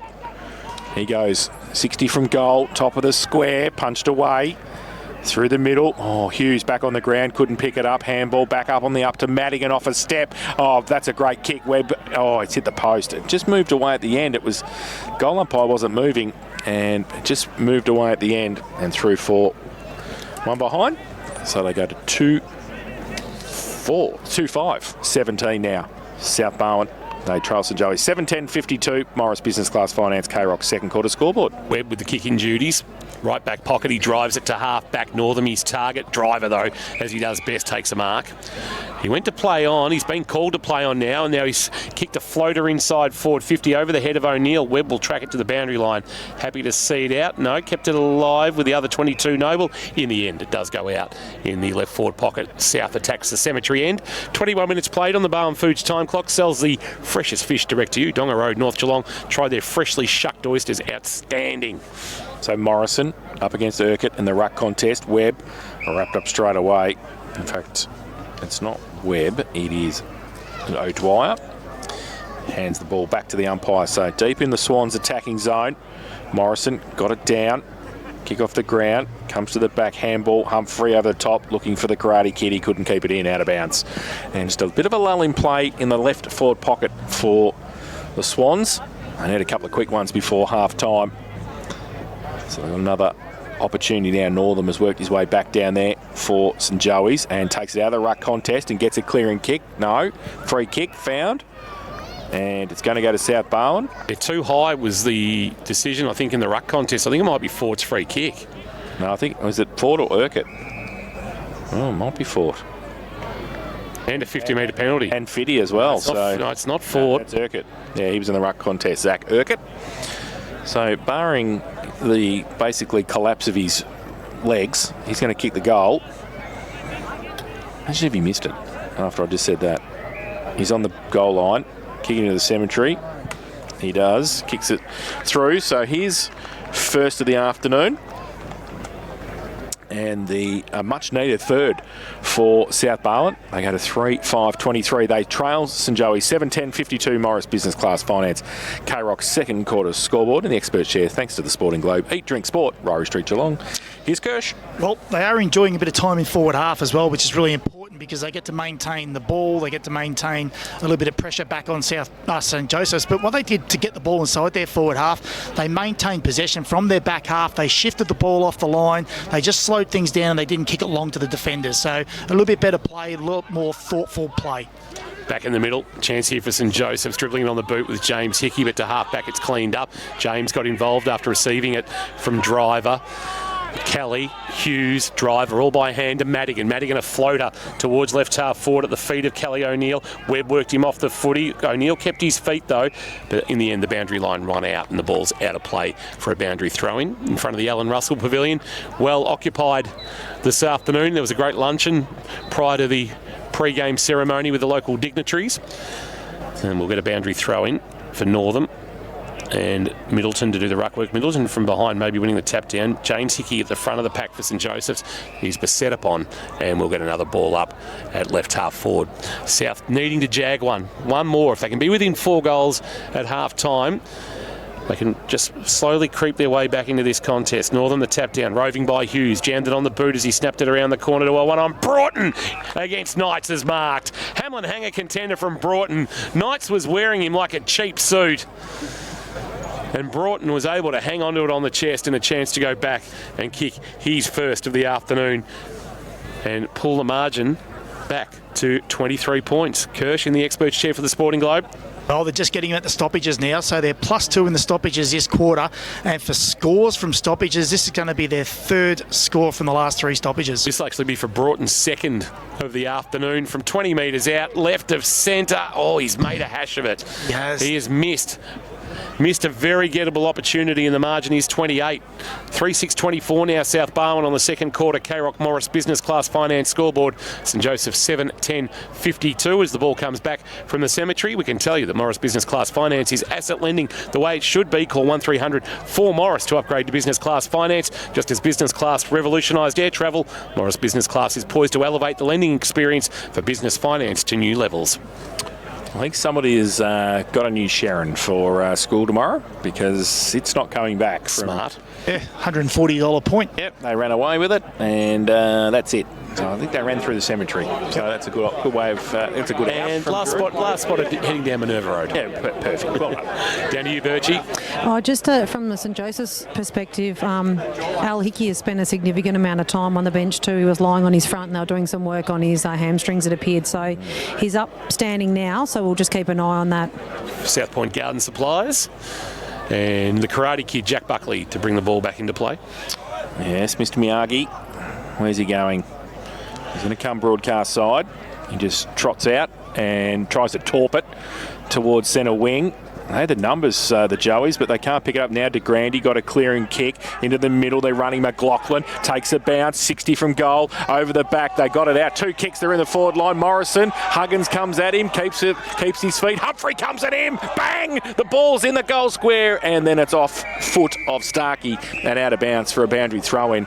Geez, the transition was pretty good there, Kirsch. It was a little set play, that one, I think, was, Jace. If you could see the numbers at the aerial contest and then the fall of the ball, they were off to the races. Ball back into play, right forward pocket. Joey's in attack. Morrison winning the tap down, but straight into the waiting arms of Boris of South Barwon. Sends the ball wide to a one-on-one foot race. O'Neill set up okay for him, but Knights is wearing him like a glove. Knights laid a really good tackle, brought him to ground. Ball up. Good win from the youngster, Zach Knights, in that contest against Kelly O'Neill, the experienced 99 gamer. And just gets a stoppage for his team and allows them to reset just 4 to the wing out of side. Ball from the ball up was allowed to hit the ground. Antonak, a handball. A chance now for McLaughlin, although getting in the way was Hughes. Hughes then taken to ground. Big tackle. McLaughlin involved along with Paddy DeGrande. And we'll get a ball up. What do you got your eye on there, Jace? Kirsch just picked Blair Huggins might have a bit of a groin problem. Grabbed at it twice. Yeah. Deep back. For South Barwon. Keep an eye on that. Birchie for St John of God. There's a free kick from the ruck contest. And it's going to go to Callett. And yes, Blair Huggins, one of the newcomers this year, joining the club from Strathmore in the Calder Cannons. Not moving well as South looks to go into attack. Ball on centre wing in dispute. And Buckley comes across and puts the tackle on with that headband. And it's Kelly O'Neill. I hand the ball back to the umpire. So centre wing on the outer side. Callett, Northam, created some space. De Grande got a kick, long way from goal towards 50. Punched away by Humphrey, did well. Needs to get it away though by hand, he does. Gets it back. Harry Smith over the top. Antonak had to sit and wait a little bit. 50 from goal. Puts it out towards Huggins. He's surrounded by St Joey's players. Leonard Huggins, he did pretty well though defensively. He just wants to safety the boundary line. He's done very nicely. And he sounds like he could be a character out of Home and Away, Blair Huggins. That's an amazing name. He's got the Summer Bay hairdo too. He's got the Summer Bay It's hairdo. Bold and the Beautiful. Oh, So we've got Bold and the Beautiful, we've got the Karate Kid, we've got Slim Shady. Yeah, we're going well today. Ball back into play. Callett to do the ruck work with Edwards. Callett from behind. James flying through left it behind, but Kelly was there to give a handball. Drivers kick one up the chimney. Good mark back with the flight. Buckley's having some sort of afternoon. Very much in contention for the Anzac Day medal as we approach half-time. 60 from goal. Just sets it up the run of Humphrey. Edwards off 2 feet. Jumps Starkey for South Barwon a handball. The driver had no intention of reeling in. He was happy to see it roll out of bounds for a boundary throw-in in the right forward pocket. Joey's by 28. 28 and 3/4 minutes played on the Barwon Foods time clock. Hope you're enjoying the call as much as we are bringing it to you through KRockFootball.live. Ball back into play. Shallow throw in. Callett won the tap down. Kelly's over it. Driver as well. Driver taken an interesting tackle by Hunter Lewis. Umpire says it's all fair. I'll ball it up. About 25 out from goal. Gee, South would hate to concede one here, Kirsch. absolutely. And St Joseph's need one, you feel? Callett, Morrison out of the ruck contest, had it and lost it in the tackle. Fort comes across, puts the tackle on as well. And, well, in the end, I think he and Hunter Lewis were just fighting with each other, really. The ball spilled free. And they were two different weight divisions. One was super heavyweight and the other was flyweight. They forgot there was a footy involved. So right forward pocket for St Joey's. Ruck contest, goes in the arms of Edwards. He's wrapped up straight away. He's not going anywhere. The umpire will have to come in and do some more work. It's moved out a little bit. It's about 20 from goal. So another ball up. Callett just pushed it over the back, was okay. And Lewis puts a tackle on again. Ball still in dispute. Oh, jeez. Sam James came in, and that's a little WWE action there. You can see he's ended up with somebody's head in the middle of his legs. Louis Antonak, we know he's had some concussion issues over the last 12 months. So he will take the free kick in the right forward pocket. He gets up. He's about 25 out. He is right in the right forward pocket, and we have the best view, thanks to APCO service stations, of this set shot for goal. He's actually going to be able to nearly touch Kingy as he comes back here. Where would you like him to kick, Kirsch? What's that breeze doing? It's right-hand goalpost, isn't it? Yeah, a little bit right shoulder, I'd say. Just a bit right-hand goalpost, Louis, as you go in, as from the expert commentary team here. Let's see if he follows what you said, Kirsch. He comes in now, right foot kick, and he didn't. He pushed it across the face of goal and through for one behind. If it had been right-hand goalpost, yeah, it would have gone there. 1-1, his personal tally. Don't want to listen, that's fine. 7-11-53. That's the end result. 7-11-53 St Joey's, South Barwon 3-6-24. Aussie Shepherd with the kick-in duties for South Barwon sends it towards the outer side. Tough ask out there for Noble, although I reckon on the juggle he might be paid the mark. He played on anyway very quickly and wants to get it moving to the wing, but he's turned it over. Buckley has been like the Great Wall of China, holding everything back, keeping the rabbits out this afternoon. Runs himself to about 70 from goal, sends it to about 25 out. Driver went up, couldn't mark for South Barwon, front of the pack. There's going to be a free kick. Starkey taken high. Dylan Starkey. It's one of the great names of the GFNL, Dylan Starkey. Just wanted to throw a Starkey in there. He's got it and he's driving it towards a marking target, but it's knocked away from his teammate there in Urquhart. Front of the pack number. Trying to shrug the tackle. Shepherd got away from Slim Shady McComb. Kick to the wing. Fort played spoiler. Knocked it into the path of Callett, but the ball will roll out of bounds for a boundary throw-in. They've got it back, maybe not on their terms, South Barwon, but halving contests and holding up well defensively. They've only conceded the one goal. He's 1 goal 5, but they've kicked 2-4 in this second term. So it's not a case of overhauling the margin in one hit, but just working their way back into the game. They've had some small wins and they're getting on top in some areas, which is important. Callett from the ruck contest on centre wing through towards 50, and the umpire will come in. Pack develops Middleton down there for South Barwon. Well, their pressure's changed too. They're actually playing harder to play against as well. Northern. First quarter, they were really easy. He tapped it down, goes inside 50, and Caldo, he put the hands out in front, and there was no way that Finn McComb was going to touch that. And so a late goal opportunity for South Barwon. We've played 32.5 minutes in this second term. And the Matheson medalist from last year with his teammate Fraser Fort will have a chance for his first of the afternoon and a badly needed one for his team. The skipper comes in, 30 out directly in front, and I tell you what, he put it out. It was very much a fade from right to left, and he brought it back with no breeze at all. I don't know how he did that, but he did it, and it's through for a goal. So he's first of the afternoon. They go to full 6:30 now. South Barwon, they trail St Joey's 7-11-53. Morris Business Class Finance K-Rock second quarter scoreboard. Well, he was one that needs to lift, Jace. He's only had the 3 touches and it's his first goal for the day. But, you know, they only need a couple of looks at it, don't they, really, those forwards, particularly someone like him. If you can get it in there quick, you're going to make you pay, and that's exactly what he did. Just. Kerr's High Stats, 100% locally owned and operated in Geelong. Matty Kershaw in the experts chair for the Sporting Globe. Back in the middle as we approach half-time on Anzac Day 2024. Tapped down in the middle by Northam. Callett nearly did the roving of Northam's tap, but diving in was Jack Buckley. Caught one high from Madigan, will get a free kick. Started well, Jack Buckley, a bit quieter in this second term. Went to give the handball off to Northam, now gets back off his mark. And we'll look to send Joey's inside forward 50.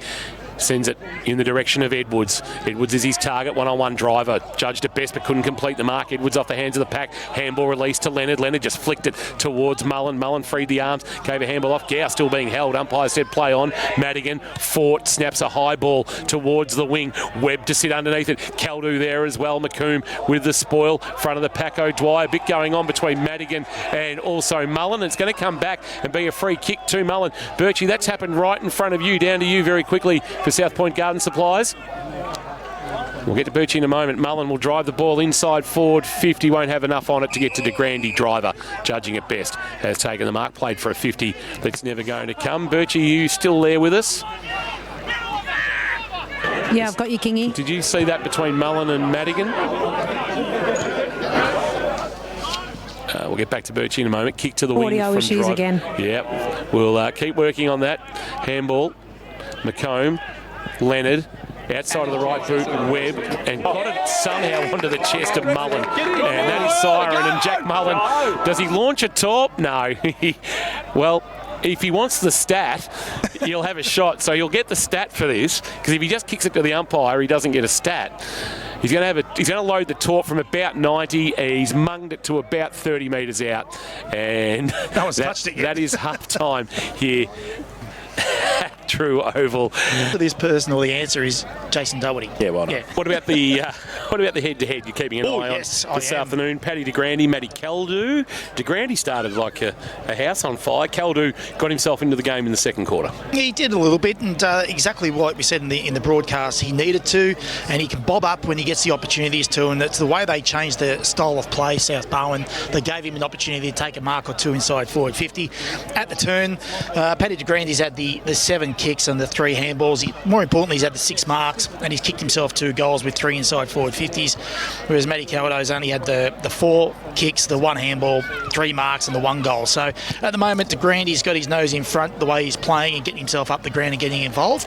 But there's another half to go, and we know how important both these players are to their respective sides. So I expect a big half when the game opens up a little bit, and if South Barwon change their style of play, which they did in the back end of that second quarter. We talked about the breeze in the opening quarter. There is still a breeze here, but I don't think it's having a significant impact on the match. That you're able to kick the ball with distance towards the southern end of the ground. Yeah, 100%. And St Joseph's had 13 inside forward 50s that quarter, Kingy. So if we're saying it's against the breeze, they've done pretty well to get 13 inside forward 50s and give themselves an opportunity to score. Like I said, they didn't reward themselves on the scoreboard, but they had enough ball inside forward 50 to have a look at it. Thank you for that, Kirsch. Matty Kershaw in the experts chair, thanks to the Sporting Globe. Eat, drink, sport. Rory Street and Geelong Joeys have returned to Drew Oval. Still waiting the return of South Barwon. GDFNL will go around the grounds very, very shortly. What are you just pointing out there? Actually, South Barwon are back. They were just out of my vision here in the van. They were all in the goal square at the southern end, and the way the van is on an angle, it just popped out. It's sort of up out of the sprinkler head, Benny Cass style. So, yes. Inverleigh kicked another goal. 2-11 11-23 they are now. They trail Bannockburn 6-5-41 out at Moreton Power Oval. Right, so Ronnie Pilgrim's boys looking for a win there after surprisingly falling to Thompson last week. I think it caught everybody by a little bit of surprise with the injuries that Thompson has had. AFL, what's happening? Yes, it would nearly be quarter time there. It is Essendon who lead 6 straight 36 to the Magpies 1-4-10. We've got 3.5 to play in the first term at the MCG. Thank you for that. And don't forget, you can jump on the KFC X at any time. KFC has a $4.90 fill up with hot rods. Get in today, pick up only. You've got to love how there's a standalone game and there can be commentary from players from other clubs about the looks of players from Damien McMahon's got Jack Buckley well and truly in the gun. I look forward to St Joey's playing St Mary's. Which, of course, is the big freeze. Correct, that's right. Sunday, June 2, here at Drew Oval. Emily Mannix has been announced as the first official slider. More announcements to come. Hang on a minute. First official slider? Yeah. Well, we announced the official slider. Come on. You didn't announce it. You just threw me under a bus. It was announced. That's how we do it at K-Rock. So, well, that's good. You and Emily Mannix. That's a good start. What about Ben Carmichael's suggestion for James Bruce is going down as well. So that's 3. How many do we need? I don't know how many are going down. I reckon we'll tip a couple of other people in. Yeah, I reckon between Ben Carmichael suggested I go down in a St Leonard's jumper. I think that was a gold idea. I think that was great. And I've got to find one. Felix Randone will have one somewhere. No, Mario. Mario Randone, sorry. Mario will have one. He'll have one somewhere. Hey? Felix. You like that? I played under 19. Felix. Is there anybody you did play footy with, Kirsch? He was a Drysdale boy. He was. Yeah, brother. Felix and Mario brothers. Yeah, Mario. Great player. He was a good player, Felix. Mario was too. I don't really remember him. Was he? Bit older. Bit older, yeah. Anyway, we digress. We always do. Third quarter not too far away, getting underway for the Barwon Timber people. They're good people too. You're specialists in the supply and installation of timber and engineered flooring in the Geelong region. Players are in position. Crowd is off the ground and we're about to get underway with the second half on a game. This is going to finish, I think there might be a 5 in front of the time when this one finishes. We're going to be on air for a while. I reckon we'll be finishing in the dark here this afternoon. Right. No real changes. Looks like Bartlett, he's only playing this end of the ground, Bartlett, I think. He's happy just to play up here. Well, he's got Al Hickey's back out there. Heavily strapped. Yeah, heavily strapped around the left knee. I don't think he had that on in the first half, did he? No. But St John of God will keep an eye on that. Birchie's across the injuries this afternoon down boundary side as the umpire holds the ball aloft for this third quarter of action for Barwon Timber. Here's Jason Doherty on KRockFootball.live. So it's going to be Ollie Northern for St Joey's up against Ben Callett for South Barwon, who takes it out of the ruck contest after they've both got a hand to it. Goes towards James, or that shoulder. He's in real trouble, Sam James. He got another knock on it just there and he was wincing and he's really holding it now. So we'll keep an eye on that for St John of God as well. Secondary bounce in the middle. Callett tried to take it out of the ruck contest again. Is he held, said the umpire? Yes, he was. So Ben Callett will take the first free kick of the third term. He gives it by hand and they go inside 50. Caldu up against McComb. Oh, forward over the back. Great mark. Went back with the flight of the football and the Matheson medalist takes the mark and will shoot for goal from 40 outside angle. Yeah, well, it was. I watched his running pattern then, and he actually worked in well with the forwards. But then at the last second, he just diverted his leading pattern and come inside. We just see Sam James coming off the ground as well. So Birchie will keep an eye on him as he comes off. He might be in real trouble for the second half for South Barwon. But it's Fraser Ford who's kicked 1-1 this afternoon. This would be a great start for the Swans. He comes in, right foot kick. Has it got the distance? Oh, it's very close. The goal umpire is no idea, to be honest. Yeah, well, I think the goal umpire was, she had about 12 players in front. The boundary umpire's being called over again. And as you would expect with community sport, there's no... Obviously, he's given her the ball. And a goal. I don't know, but it's a goal. So Fraser Ford has kicked his second. And a good start for the Swans. They go to 5-6-36. They trail St Joey's 7-11-53. Barwon Timber K-Rock third quarter scoreboard. Well, the only thing that came out of that was 3 other umpires that said they don't know what happened. So the goal had to stand at the end of the day. Where's the arc? Well, goodness gracious me. Anyway, look, great play, great goal, great finish by a great player. Simple as that.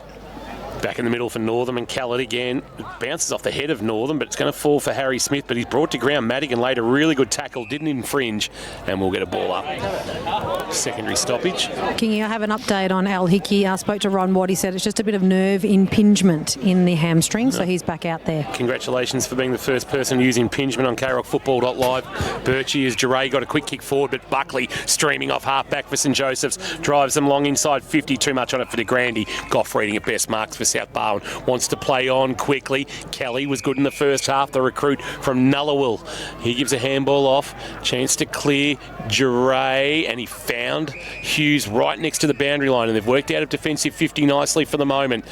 Boris is calling for it in the middle of the ground. It will take a really good kick to get there. So Hughes, as the breeze just gets up slightly, goes short and finds Kelly again.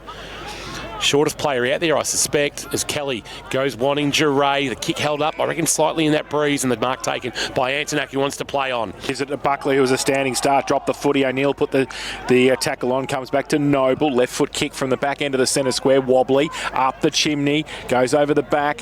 Who's going to get there first? Urquhart puts some pressure on, but St Joey's have got the numbers. McComb off a step. Right foot kick out to the open spaces on centre wing. It's good too. Finds Smith. Tries to get around one. Fort comes back to help out. Webb's going to get away from him there easily though. Webb, he takes a bounce. He goes inside 50 with the kick. It's okay. Morrison takes it at half forward, looking to play on. He wants to bring it back to the top of the square. Goff to Grandy, off hands Humphrey. He's held on to, should get a free kick, played for it and got it. Jack Driver not happy about it, but it was there for a split second and he made sure the umpy saw it. The thing is, he didn't take clean possession, you know, like it's one of those Tiggy Touchwood. The defender thinks he's going to take clean possession and he didn't, and he made sure the umpires saw it. If you coach a Ballerine club, can you wear the hoodie of a GFL club when you go? Yes, I was thinking that before when I saw him. Who did you see? The coach of Queenscliff. Oh, is he? He's got a St Joey's hoodie on. Standing with the coach of Amos, is he? With a St Joey's hat on or something? Next to Higo he was. So Austin Humphrey comes in 30 metres out. Oh wow, well, he's nearly kicked that to Jamo, I tell you. That's that far. He's just brought it in for a behind. And very lucky to actually score in the end. 1-1, 7-12-54. St Joey's, they lead South Barwon 5-6-36. Barwon Timber K-Rock third quarter scoreboard. Starkey's short kick in, marked by another head-banded one in. Doyle Madigan called to play on left back pocket. Sends a kick to the wing. Caldu flew but couldn't mark front of the pack. Buckley, who's been best on ground. Driving ball inside 50. Off the hands of the pack to Grant. He couldn't mark. Rolls out the back. Lewis tight in the pocket. Snaps on his left boot around the corner. Did it go 15? Morrison was tackled. 29.5, I thought. Been paid a mark. It has. Jack Driver's arguing. Surely that didn't go 15. And it is paid a mark to Oscar Morrison in the left forward pocket. Wow. Okay. So maybe leaving a little bit to be desired there. As he steps out, Morrison snaps, and maybe some poetic justice as he has missed. And the margin is 19-7, 13-55, playing 5-6-36. 5 minutes played on the third quarter. Barwon Foods time clock. Barwon Foods sells the freshest fish direct to you. Donga Road, North Geelong. You feel they've got to kick those goals, Jace, just for the dominance of the game that they've had scoreboard-wise. They're letting themselves down now with a few easy misses. Yeah, I hope they don't rue those late That's up. right. And South Barwon down the middle to Driver. Gives it by hand. Oh, Humphrey came up on Urquhart. He got the handball away. Missed a target though. Antonak got a couple against him. Puts the tackle on. Ball spills free. Bartlett's handball. Oh, Duray got one as well. Was that okay? The umpire said yes. Still in dispute on centre wing now in front of the St Joey's coach's box. Starkey happy to see it over. And I'll tell you what, there's about 47 blokes in the top of that St Joseph's coach's box up there. There is thousands of people up there watching. A nice vantage point. We're going to have a boundary thrown right in front of that coach's box.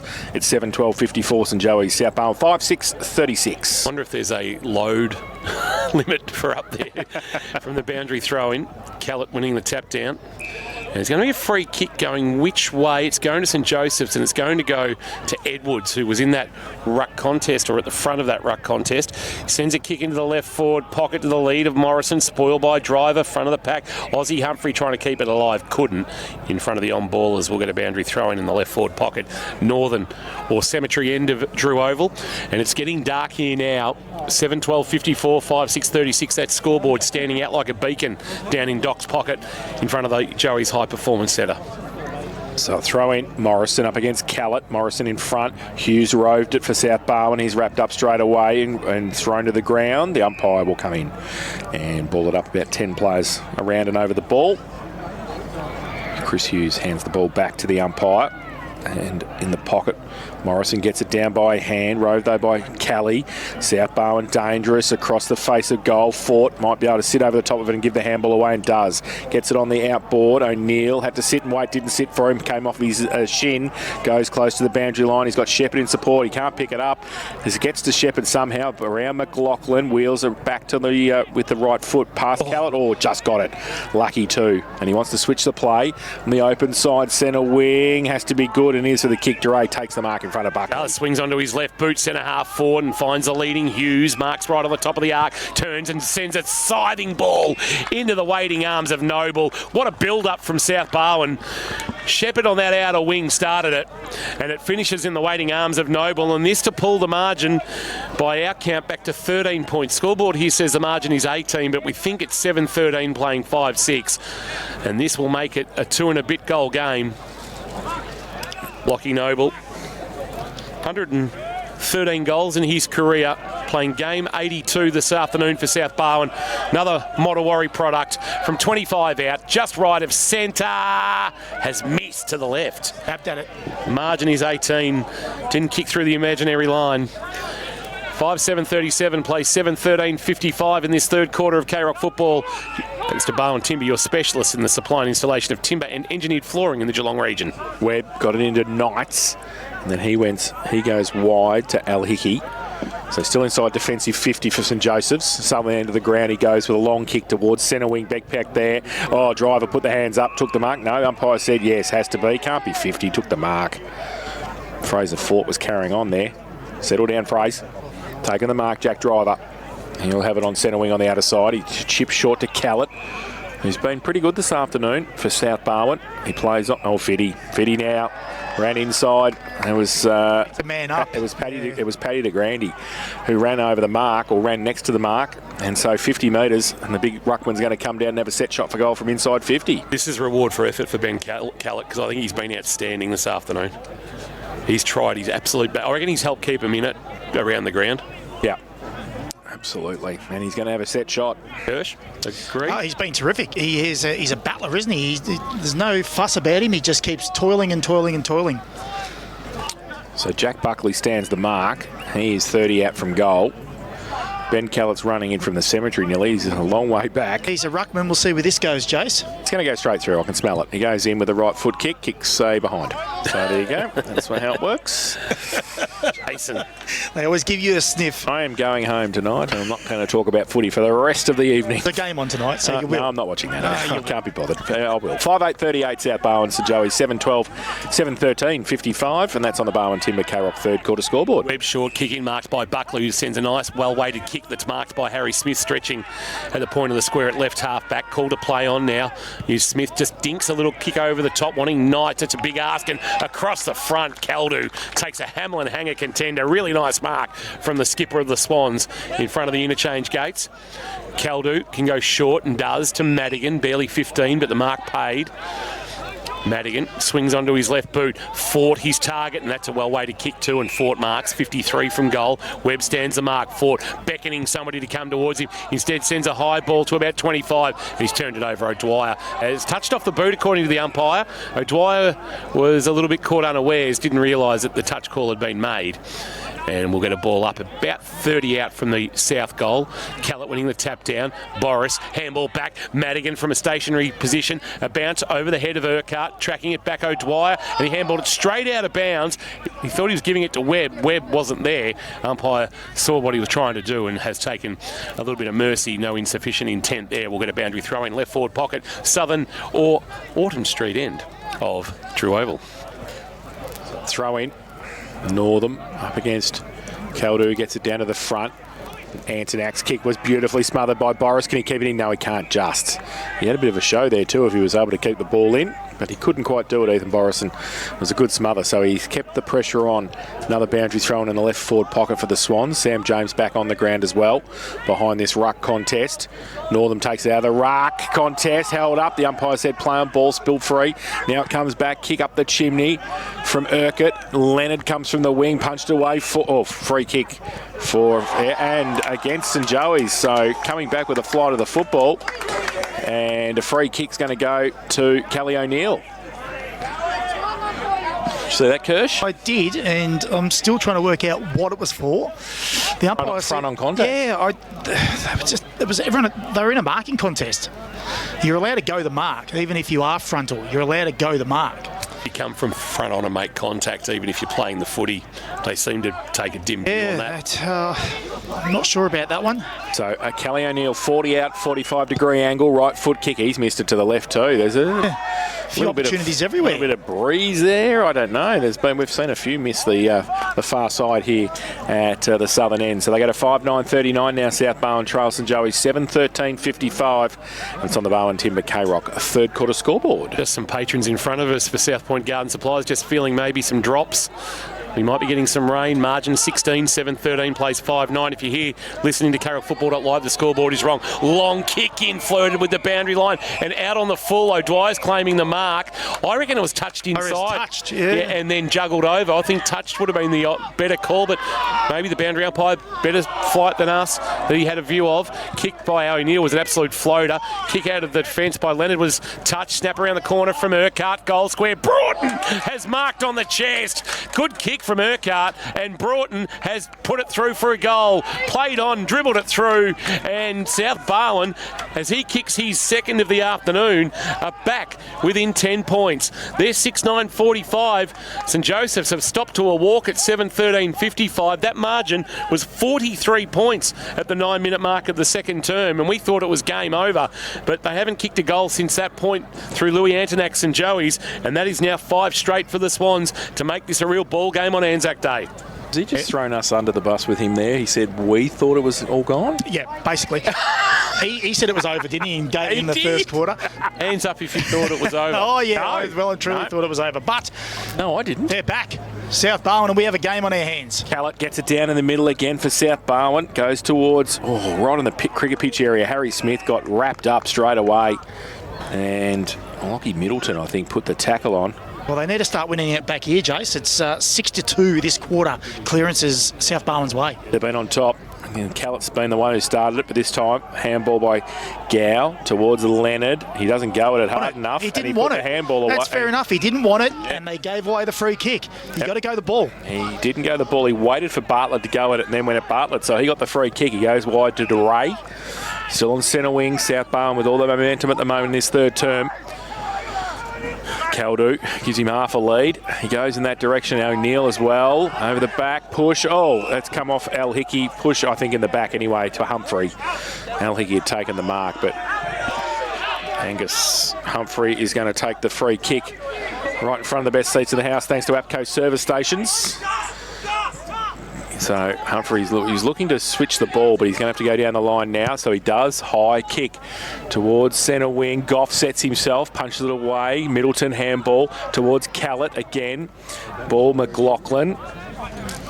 And it will be. Sammy James has hurt that shoulder again. He landed awkwardly, and now he's got to the point where he's actually favouring it. Keep an eye on that Birchie for St John of God. The ball up. It's allowed to hit the ground between Northam and Callett, so there's a ruck infringement. They're 50-50 ruck infringements. I don't think the umpires even know. Play. Just let him go, Jace. Let him go. Morrison has got the resultant free kick. They've moved him up onto the footy for the moment.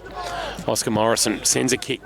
Looking for the lead of DeGrandy. Fist from behind Goff. Front of the pack, Tanner Rowan. A high ball for St Joey's. Towards the left forward pocket. It rolls and rolls and rolls and beats Aussie Humphrey out of bounds for a boundary throw-in in the left forward pocket at the northern end.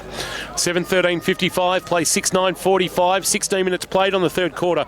Barwon Foods time clock. Barwon Foods sells the freshest fish direct to you. Donga Road, North Geelong, KRLFootball.live. Thanks to APCO service stations. Jace, win 5K to spend your way at APCO now. So boundary throw-in. Had 20 around for the St Joey's goal. Callett gets to at the front. Madigan's there. Leaves it for Driver. He got the handball out. Well, they thought about short and then they go a bit longer towards Morrison over the back. Knights takes the mark. Plays on centre wing. Wants to switch the play back into the middle. It's a good kick. Henderson had kept his width right on the cricket pitch area. In the middle of Drew Oval. He wants to wheel on that left and go long towards the pocket. Goff got his name written on it. Can't take the mark though. Kick around the corner, Noble. Up the chimney. Which way is it going to go? Owen. He attacked it. Gave it away to Humphrey. Working in the phone box to Grandy off a step. Has missed and through for 1 behind. 2 goals to his personal tally this afternoon. 7-14-56 St Joey's. They lead South Barwon 6-9-45. Barwon Timber K-Rock third quarter scoreboard. Short kick into the left back pocket to Driver. Came from Tom Pearce. Pearce playing just his 4th game, 1 game last year, I think against Newtown, off the Anzac Day break last year. To half back O'Neill, big fly, but that's not going to be a mark to O'Neill. I think it's going to be a mark to Webb. O'Neill had to go to the spoil. O'Neill's claiming first hands and a 50-metre penalty too. That hurts. So O'Neill's first made the mistake not to spoil, coming third into the pack, and then the 50-metre penalty is going to hurt, and this is going to make the margin 17 points. You would suspect Luke Webb is not going to miss an opportunity here. On his return from Strathfield, say, in the Bendigo League, having a gap year up there. The Tasmanian. Man on the mark, 25 out. Luke Webb makes no mistake, and Joey's kick a much-needed one and jump back out by 17 points. They move to 8-14-62. They lead South Barwon 6-9-45. Webb with his first of the season on the third quarter K-Rock Barwon Timber scoreboard. Barwon Timber, your specialist in the supply and installation of timber and engineered flooring in the Geelong region. Visit their showroom at 50 Fellmongers Road, Breakwater, or check out barwontimber.com.au. Here's Matty Kershaw.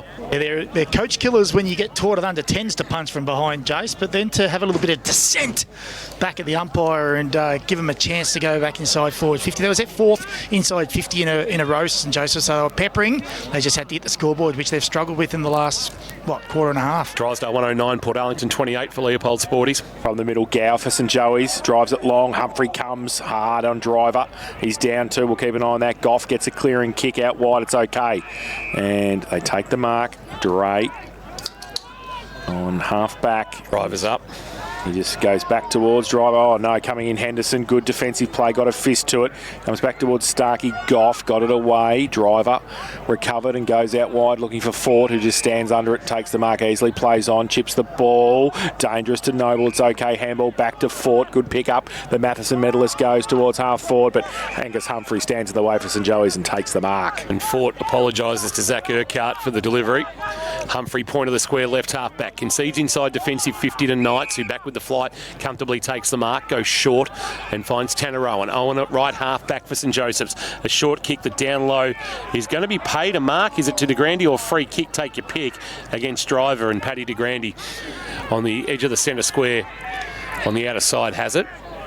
De Grande sets it up towards a one-on-one, and Webb in front of O'Neill has marked. Just gone forward to the footy for the moment. Webb looking to influence this contest. Plays on with a long effort that's missed to the right. Luke Webb now with 1 goal 1, and the margin is 18 points. Make it 8-15-63, playing 6-9-45. 20 minutes gone in this third quarter on the Barwon Foods time clock. Kick in from the Swans. Goes to Zach Urquhart at half back. Called to play on now. Goes to centre wing. Big pack there. Off the side to Grandy. Might fall for him. It does. And he gets a clearing kick back to half forward. Open towards McLaughlin. Getting across there first was Callie. Ball spills free. Out of bounds. Umpire says throw it in. And it's a left half forward for St Joey's in front of the Alan Russell Pavilion. I was just watching Luke Webb's running patterns, and he's really challenging the South Barwon forwards to go with him in the forward half of the ground, and they're sort of in two minds as to what to do. And as we see, he's had the last 3 inside forward 50s and a goal, so they're probably just going to have to man him up.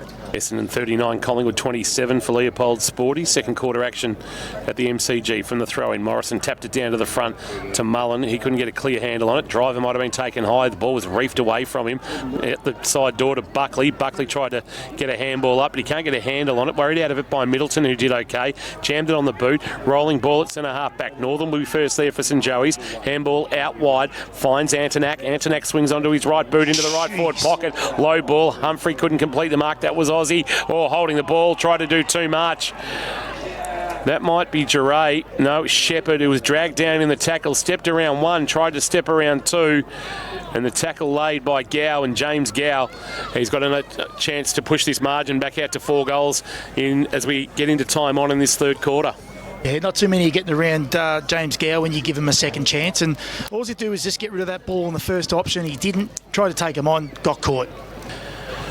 Man on the mark stands about 35 from goal. Gow will kick from just inside 50 to push this margin to 24. Just stabs at it, but has done enough. Over the goal umpire's hat, he puts it James Gow, and they're back out to a decent advantage at 24 points. Gow, with his first of the season, is rewarded for a really good tackle, and St Joseph's move on to 9-15-69. They lead at South Barwon 6-9-45. Third quarter action thanks to Barwon Timber, your specialist in the supply and installation of timber and engineered flooring in the Geelong region. Jane Birch, down to you. Boundary side for South Point Garden Supplies. Anything injury-wise that we need to be kept up to date with?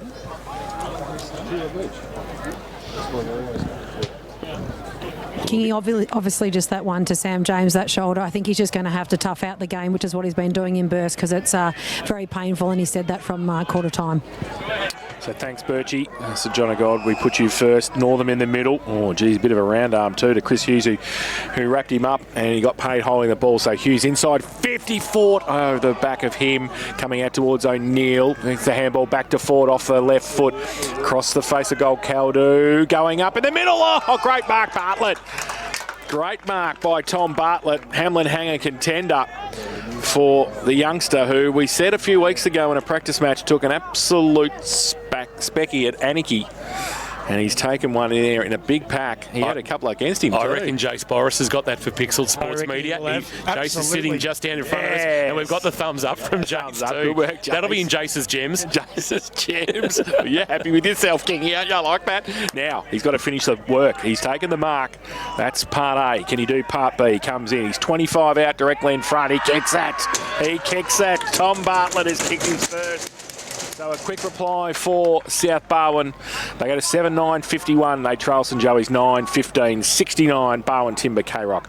Third quarter scoreboard, your specialist in the supply and installation of timber and engineered flooring in the Geelong region. That's Barwon Timber. Yeah, well, Paddy de Grandy's the one who's moved up to a wing and didn't go with Fraser Fort. Then he actually set up defensively behind the ball. But Fraser Fort, in his last 2 or 3 efforts from the wing, he's been influential, and obviously he's kicked the goal and took some marks inside forward 50. So de Grandy's going to have to defend or be a defender in that situation when he's a winger. Obviously he hasn't played the wing many times before, so he's going to have to just go with him. Not quite. Well, I don't know whether I'm a massive fan of him being on the wing. No. Tap down in the middle. Units on the wing. Callett, Madigan took on Buckley and then released a handball. Kick inside 50. Caldu with sticky mitts from the kick of Burke. And Caldu will have a chance to pull the margin to 12. Man on the mark, McComb stands about 45 from goal. Distance won't trouble Matty Caldu, but he's going to have to start it right, probably just on the behind side of the right-hand goal post to allow it with the breeze to come back. He's a beautiful kick of the footy usually. Very deliberate approach. The skipper, time to step up for Caldu. Got close to the man on the mark, gave it a good ride and threaded it. Goal of the afternoon contender from Caldu, and they're back within 12 points. Caldu with his second, South Barwon with their 8th. They're 8-9-57, trailing St Joseph's 9-15-69. And either way, Kirch, I reckon we're set up for a grandstand finish in this Anzac Day Clutch 2024. Absolutely we are. And you know, the marks they've taken inside forward 50 in this quarter and the shots they've had on goal all stem from the stoppages, all stem from that centre bounce clearance. They get it inside their forward 50 really quick. They get the defenders off the bit and they get their opportunities, and that's where they're getting them at the moment, and they got themselves back into this game. Just as we thought Joey's were going to pull away, they get back-to-back goals and we're back to 12 points, Jace. The middle, Callett gets it down, or slung off the football. Was Noble. Was a throw. He got slung on the tackle, Noble. No wonder the ball spilt free. It's going to come back to Louis Antonak in the middle for St Joey's. Late stages of this third term. Antonak plays on across the cricket pitch area, goes with a right foot kick inside 50. Driver stands his ground, pushed off the football. Goff was there as well for South Barwon. At the back, Shepherd. Left foot kick around the corner is only as far as the Karate Kid. Buckley takes the mark, plays on quickly, 60 from goal. Puts it to the top of the square. De Grande. And off hands and through for 1 behind. So St Joseph's go to 9, 16-70. Handy point, 8-9-57 South Barwon. Barwon Timber K-Rock third quarter scoreboard. Caught in the habit of kicking long at the moment, Jace. Every entry inside their forward 50 is a long bomb, and it's easily defended by South Barwon at the moment. Starkey trots into the right back pocket and then drives a kick to half back. Callady's target, but coming across Angus Humphrey takes a good mark for St Joey's. Left half forward. He'll be called to play on. He should be called to play on, and he is now, and he'll drive a kick back to the teeth of goal. Fort Scott back there to help out. Juggling attempt to mark De Grande. Paid, yes. He flew and he got higher than anybody else, De Grande. First touch on the ball, and then he completed it on the way down. And the umpire was comfortable that that was a mark and a chance for De Grande to go back and kick his third of the afternoon. The K-Rock MVP of last year, just to halt the momentum of South Barwon as we approach three-quarter time. Well, they have been long quarters. We've gone 27 minutes in this one so far. Joey's looking for their third of the quarter. South have kicked 4, and De Grande has got 3 for the afternoon, and St Joey's are back out by 19. They go to 10-16-76 on the third quarter. K-Rock Barwon Timber scoreboard, your specialists in the supply and installation of timber and engineered flooring in the Geelong region. South Barwon are on 8-9-57. In the experts chair for the Sporting Globe, Eat, Drink, Sport, 50 screens, Ryrie Street, Geelong. Here's Matty Kershaw. I suppose when I said they're bombing it long every opportunity they've got at the moment, if they can, forwards can take a mark in there. If they move the ball quick, it's okay to bomb it long, but when it's a slow play, when South Barwon get their numbers back, they've been able to defend it really easy and run it out. That occasion, they didn't have time to set up, and there was a mark to Grande. Northam got it down in the middle, off the wing. Handball came from Owen. Boris the other way. His handball for South Barwon. Back, Burke gets a clearing kick for the Swans to Ford, who kept his width at half forward. Short little kick around the corner to Caldu. The Matheson medalists do well. Get it to Hughes. 35 and closing open. Goals go, goal! Swannies! Great work by South Barwon. Great movement of the football. And it followed, it was from the back end of the centre square. They moved it through a chain of hands, and when you get the Matheson medalists helping each other out, it's going to normally end the right way for South Barwon, and they were able to kick the goal. And again, a quick reply for South Barwon, and they closed the gap. And it's pinging between 13 and 19 points, the difference here at Drew Oval. Swannies get one back, St Joey's kick one, and then it's goal for goal at the moment, the late stage of this third term. Fraser Ford in bolt again, though, off that wing. The clearance, out to the wing, get the ball inside forward 50. Northern won the tap down. Roving done by Hughes, who was dragged to ground, the goal kicker, and we'll get another stoppage. Can they find one more here, South? Get it to a single-figure game. Remarkable considering they trail by as much as 43 points. Back in the middle, tackle late on Owen of St Joey's, picked up by Middleton. Handball release. Kick of Kelly was smothered, but he got the deflection back, although his handball knocked down by Gow. Nice pick up. Boris went to ground, then gave a handball off. Kick around the corner. Geray floated with the boundary line. In fact, out on the full or touched off the boot. In fact, it was touched off the boot. Good result for South. Thought Owen had taken the mark, but the boundary umpire was on the spot in those bright orange boots that once it gets dark here later will be illuminated by. Northam and Callett to go at it, left half forward. So throw in. Callett gets it down to the front. Gow puts a tackle on, ball spills free from the contest. And the umpire might have to come in and get a few players off there. Middleton's one of them. Northam at the bottom, the biggest of them. And he was hatching the ball there. That wasn't going anywhere. Quick throw up. Callett gets it down, roved by the Karate Kid. He goes with a right foot kick inside 50. Oh, De Grande came out. Yeah, I think he might have hurt a couple, including himself. And the ball comes towards the top of the 10-metre square. And the umpire has found a push in the back, I think, from Rowan Goff. I reckon it's, is that? It's Pearce is down. Yeah, Pearce and De Grande is still in the back plate. So we'll keep an eye on them for St John of God. Meanwhile, Joel Edwards has got the football. He's got a push in the back, and he'll have a set shot for goal from 3.5 metres out directly in front. I think it got him high, Jace, on the way right, through. high, right, okay. So that was the high tackle. Well, as it looks like South Barwon have made a call on Sammy James too. He's got the tracksuit top on and he's looking very dejected on the bench. Yeah, massive blow. Somebody's Matheson medal picks out the window again. That's all he's worried about. He doesn't worry about actually. No, he worries I'm worried about Sam. That's disappointing. That's no good. He's a good player, Sam. He is very good. So Edwards comes in directly in front, kicks the goal.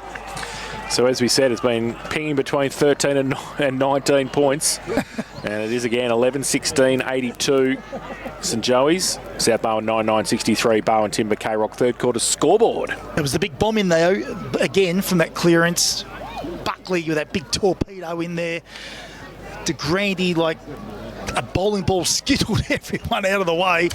And a fortunate free kick to St Joseph's. But again, that's their method. They're wanting to get that ball in there long, quick, high, hard, fast, and give their forwards a chance. And if the ball hits the ground, then they can go to work. But yeah, they're going to have to probably hit up a couple, Jace. I don't think they can do that every time, but they are at the moment. Entertaining third quarter, 9 goals kicked on the Barwon Timber scoreboard. The margin is 19 to the good of St Joseph's as we approach three-quarter time.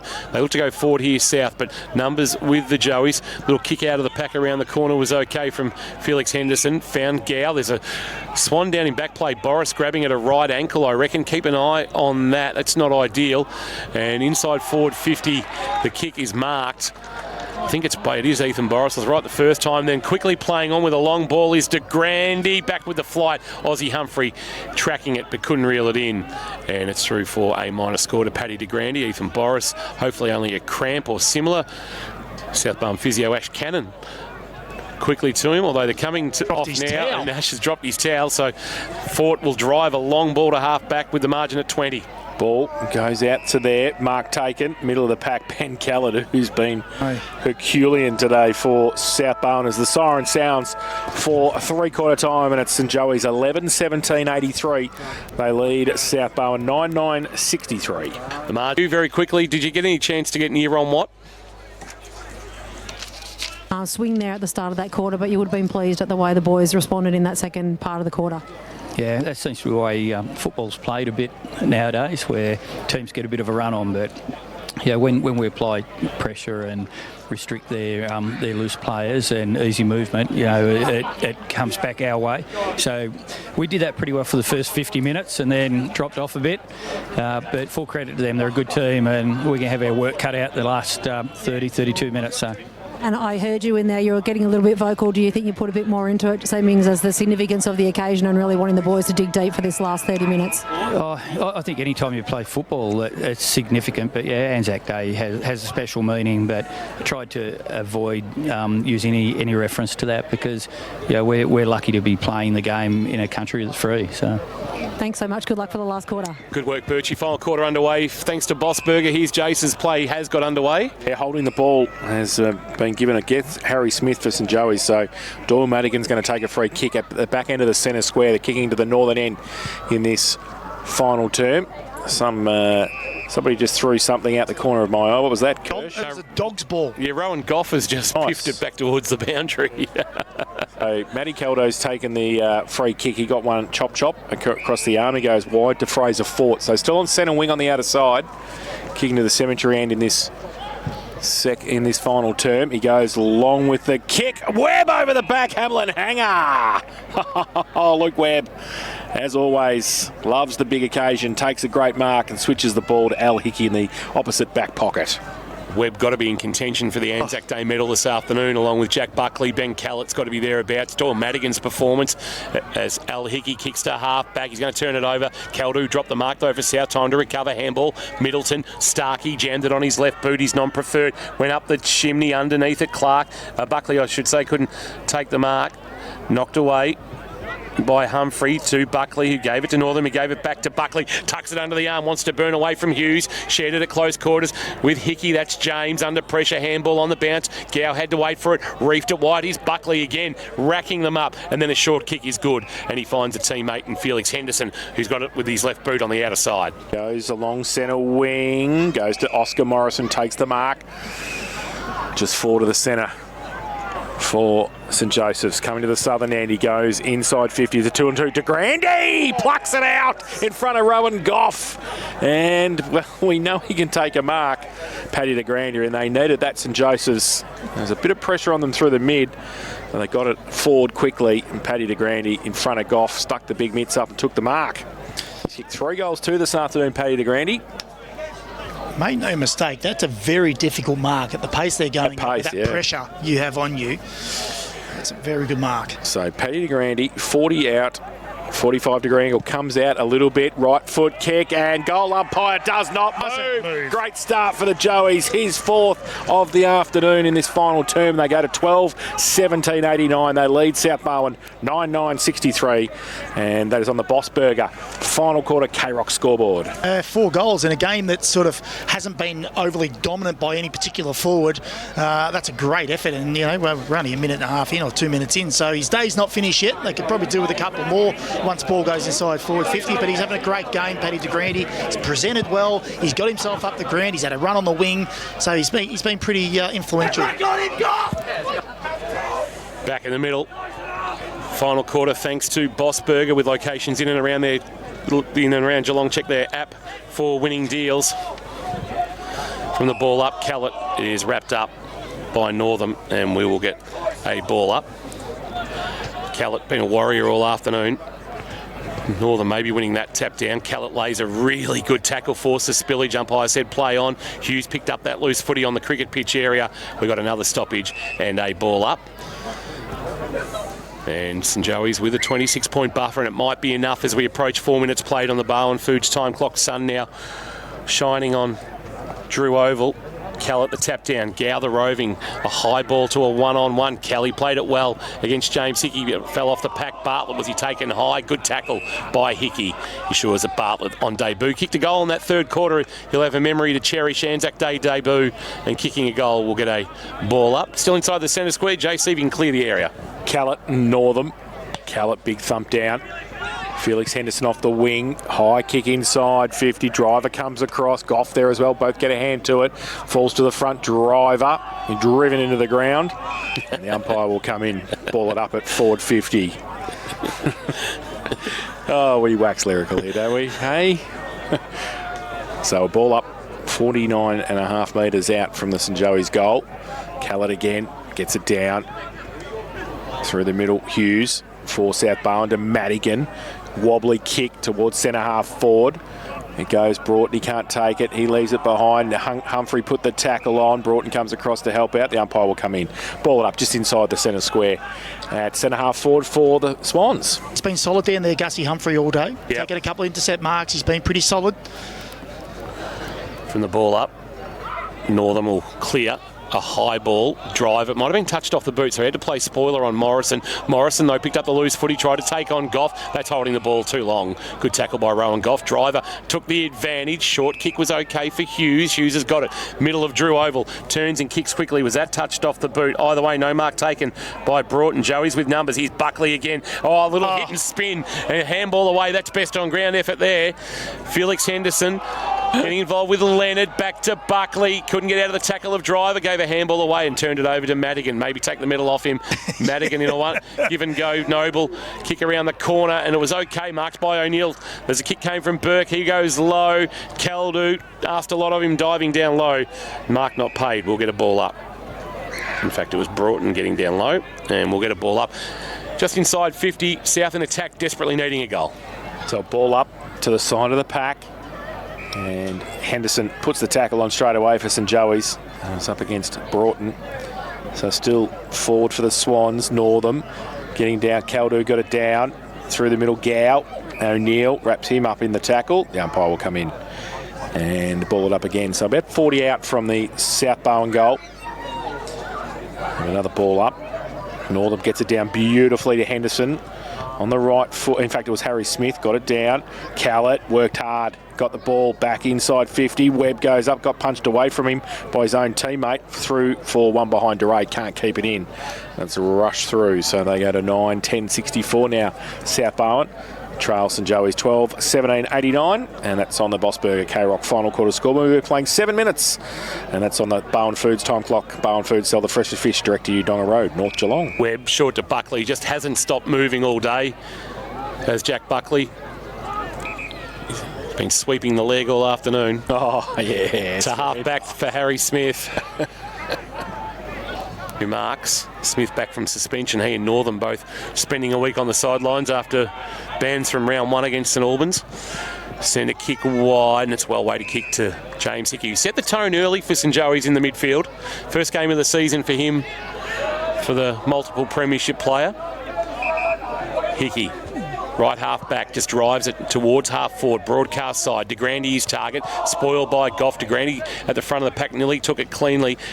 Chance for Northam trying to burst through. Good tackle. Goff trying his hardest to get the ball out. Umpire says, give it to me, I'll ball it up. Goff and Northam sharing smiles. He looks like a completely different Ollie Northam with that haircut. Yeah. He's the same inside. He looks human. Ball back to the Barwon, who got it and lost it. So Driver for the Swans can get around the corner. Little left foot kick. A bit of a spear to Burke, but he couldn't get any further. Punched away. Tanner Owen there, and it's going to be a boundary throwing right on centre wing. Well, the crowd's getting involved too, Jace. It's a bit vocal, aren't they? Yeah. Vocal. So a throw in. Short throw in, Northam. Nearly hits Boris in the head. Comes towards Noble. He got a kick away and got one high anyway as he was getting the kick away. So he'll take the free kick on centre wing for South Barwon. Call to play on, drives a kick towards Ford or Caldu. Hamlin hanger contender. Gotta love it when your key forward's on the move like that, and Caldu takes a really nice mark. Long way from home though. This would take his best effort. He showed in the third quarter he's got a long kick in him. This maybe with the slight aid of a breeze, and to pull the margin back to 20 and to keep South Barwon alive, approaching 9 minutes played. Matty Caldu this afternoon has kicked 2, looking for a team high third and a 20-point margin. Gets close to the man on the mark, and in getting distance has pulled it badly into the left forward pocket. It's off hands and out of bounds. Not the worst result, not a long point, but getting a boundary throw in and a chance for a stoppage for South Barwon to maybe jag a goal. You like to see the key move forwards, continually staying on the move. Northam got it down, front of the pack, Noble. Handball back to Urquhart. Oh, he had it kicked before he actually got it, and he lost it in the end, got smothered. Noble came back to help him out. Left foot kick up the chimney towards the forward pocket. Oh, in the middle of the pack. That's a great mark, running back. And that is Ollie Northam, who's got cramp. No wonder. I think he's had 3 minutes off the ground. That's about it. Morrison chopped him out for about 6 minutes, I reckon. That's about it. So Northam, in the back pocket. Oh, that's a dangerous kick. Middleton was there with Humphrey. There's Buckley. And Kaiser Sensei goes, oh no, that's not the right one. He goes out the back. Oh, good. Was that a mark to Leonard? He gave it to Fraser Ford. No. He said, "Here, have that for a second." Fraser Ford took it off him. Leonard took the mark. Just let me steady myself. Absolutely. He'll take it at half back. He will. Leonard. A high kick to half forward, not a great kick, and judging at best, Pearce for South Barwon as mark. Just grabbed at his right shoulder as he landed there. It's going to be a 50-metre penalty, I reckon. And it is, so the kick to the wing went looking for Fort. Leonard spoiled it, but Tom Pearce, who is favouring that, he's seriously favouring that right shoulder. They're going to be counting the cost of some injuries potentially. Thankfully, a 9-day break and not the other way around like last year where they played Newtown off a 5-day break and actually ran them to 4 points. That's right. Pearce with the footy. Man on the mark. He can go with a little handball to Kelly. Kelly's just loitering with intent. But he ignores that, and Tom Pearce says, I'm going to take this on myself to try and kick my first goal at senior level for South Barwon. Instead, he just actually sets it up into the pocket. What's he got? Caldu on a lead. He had to play spoiler from behind, front of the pack. The clearing kick came from Leonard. Edwards couldn't mark. Well done by Edwards, though. A handball on the up. Angus Humphrey jammed it on the boot. A high spinning ball, and it'll be a foot race once it bounces, although Goff couldn't trap it. It falls back into the arms of Antonak. Antonak, a neat little kick into the pocket to Grandy. No, maybe held on to. Goff did okay. Knocked it into the path of Driver. Gone, dumped. De Grandy and also Mullen. Umpire. De Grandy wanted holding the ball. Paddy de Grande has been done for a free kick for dissent, and advantage has been paid, and Driver will take it, and the crowd is involved. Oh, so he wins it, and the ball comes back though to Gow. He gets a kick to de Grande. He might finish it off. Gives it to Antonak. Got one high as well. The umpire says play on. Antonak from 50. Loads it up. Right foot kick. That's the answer. Oh, he's missed it. Louis Antonak. Theatre. Bit going on, Jason. There's a bit going on. 1-2, Louis Antonak. 12, 18, 90 is St Joey's 9-9, 63. That scoreboard's not right, I don't think. And we'll get that updated as Tom Pearce takes it in the back pocket for the Swans. Yeah, updated now, Jace. 12, 18, 90, 9-9, 63. The score here at Drew Oval. Bit going on in front of us as de Grande kicks it back inside 50, marking Mullen, no, kept it alive at the boundary line and then dumped by Dylan Starkey. Tom Pearce in a little bit of trouble with that right shoulder, slow to get to his feet. He's going to need all of the 9 days into Colac next week. That game live on KRockFootball.live from 1 o'clock. De Grande with blood, Jack Driver pointing it out to the umpire. And we'll get a boundary throw in, and now it has been spotted. So Jack Driver playing blood inspector. I reckon Jack should have concentrated on finding a player. He was running around on his own then for a minute at that stoppage. So there's a bit going on here right now. There you go, Jack. Go and pick up a man. That'll help your team. Oh, wow, there's the whack. No, well, he's too busy chasing the umpire, telling him about the blood, and his opponents are running around. Oh, He's yelling at the umpire. geez, the umpires. A bit of umpire to umpire dissent. All right, so the two umpires just not on the same page for the moment. Now they are. Paddy de Grande hadn't left the field yet, so... Yes. Okay. No, I don't think there's much blood there, but enough for Jack Driver to notice. Ball back into play. Morrison, front position, won the double palm down to the front of the pack. It'll actually ricochet back to Morrison, but Driver had it stolen by Middleton in the end. Handball, Boris on the half volley. Great take by O'Neill and release to Driver. Driver into the path of Fort. Al Hickey to shut him down, but not before a handball for Burke. He jammed it on the boot towards half forward and downfield. There'll be a free kick. Now there's a bit going on between Fort and Al Hickey. Kick towards forward 50. Broughton back with the flight has taken the mark. Al Hickey and Fort with a very respectful tap on the bum from Fraser Fort to Al Hickey. I think they were both puffed to do anything else. They're laying on each other. Stuffed is the technical term. Yeah, correct. So Johnny Broughton has got the football, left half forward, and they need this goal. 14 and a half played, Barwon Foods final quarter time clock. He is kicked 2-2 this afternoon, Jonty. He comes in now, right foot kick, and I think trying to get the distance, he's pushed it to the far side. It's in fact still in play, is it? No, Noble sees it over, so no score and out of bounds. Right forward pocket for South Barwon. They've had a lot of long shots at goal, probably in the second half, South Barwon. So I'll throw in. It's going to be... Done your votes yet, Kirsch, for the No, I'm Anzac Day actually medal? holding off on the votes and Morrison. see if the Model Warriors senior coach can help me with the votes. Oh, I see here Andy's young fella Josh, who had an unfortunate finger injury for St John of God. He's just there. Actually, he's having a chat with Dr. Joe Vagona, probably having a talking about his finger. About his finger. Probably the best course to go with the surgery. The ball, Morrison gets it down. Buckley rides the bump, gets the kick away. High kick into the middle. Starkey stands his ground. Humphrey against him. Ball spills free. Antonak sits for him beautifully across half back. Open forward line. Lewis to run onto it. Which way is it going to bounce? It bounces for him, but getting back there and doing well. Boris needs some hand. Goff was it. Handball to Starkey. Still under pressure. Lewis. His handball towards the line. Mullen, Fort comes at him. Oh, Humphrey pushed him out of the way. Comes to Mullen. He picks it up. Boris puts him on the canvas and the ball as well. And we're going to have a ball up right in front of the best seats of the house, thanks to APCO service stations. And his old man right there with the camera too. He actually done really well there, Ethan Boris, one-on-one with Hunter, because Hunter Lewis wanted it out the back and Boris stuck with him and put his body on and out-positioned him. Umpire puts it into the air with tap down Callett, roving Driver straight into a two-man tackle. He could have released there. Umpire didn't think he could. And Jack Driver, of course, you either love him or you intensely dislike him. Oh, the crowd dislike him, I think, at the moment, by the sounds of it. Ball into the air again, right half forward, best seats in the house thanks to APCO service stations. Oscar Morrison did the ruck work, then a handball. Mullen brought down by Shepherd. O'Neill, handball on the up. Boris jammed it on the boot, did okay, got it on the bounce. Noble's been outstanding this afternoon. Handball to Ford, Ford over the top, received it from Bartlett, did Noble. Noble on his left foot, inside forward 50, the ball will roll. McComb will be the first one back there, tracking it back, took it cleanly then a little shimmy on Urquhart. Handball to a man coming past in his captain Alex Hickey, but he lost it in the tackle. Quick snap around the corner. Urquhart bouncing ball has missed to the left. Through for a minor score. Last opportunity potentially gone there for the Swans. They are 9-10-64 trailing St Joseph's 12-18-90 on the final quarter. K-Rock Bossburger scoreboard with locations in and around Geelong. Check their app for winning deals.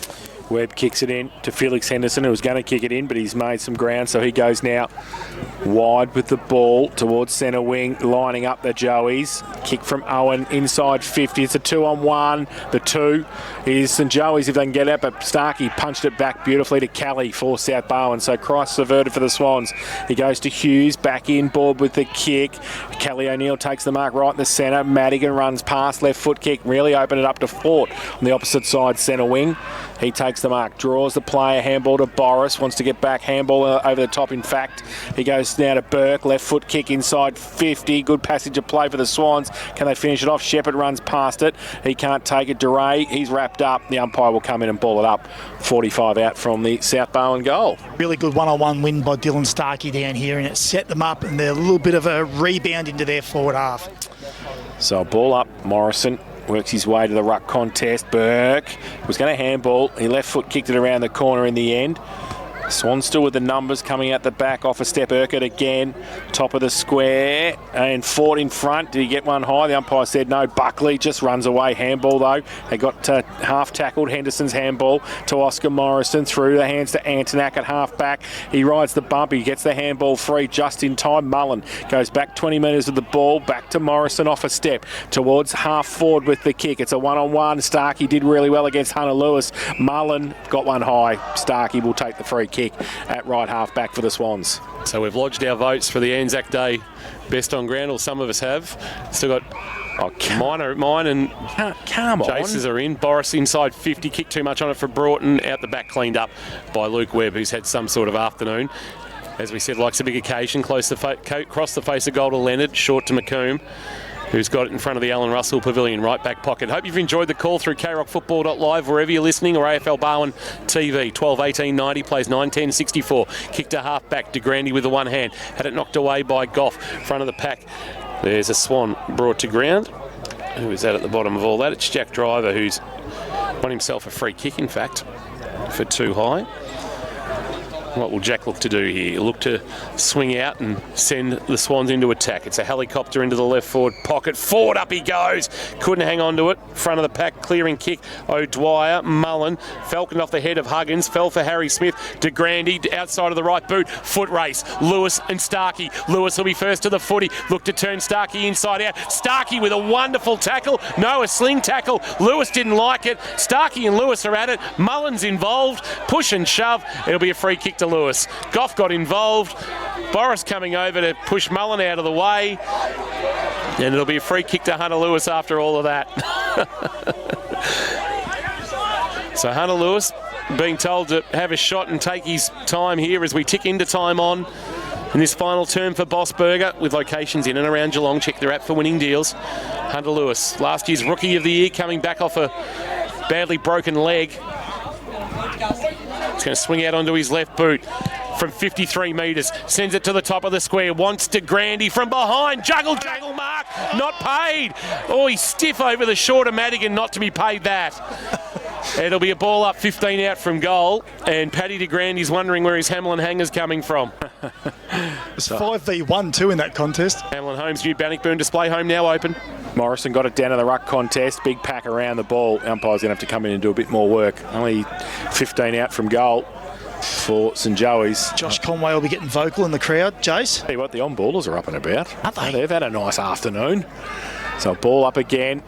Callett gets it down, side of the pack from the contest. Oh, there's a sling tackle there. The umpire said play on. That's the payback. Oh, if he ducked though. Yeah, okay. Yeah, all right. He's dropped his knees straight away, Shepherd. Free kick's going to come back, Shepherd.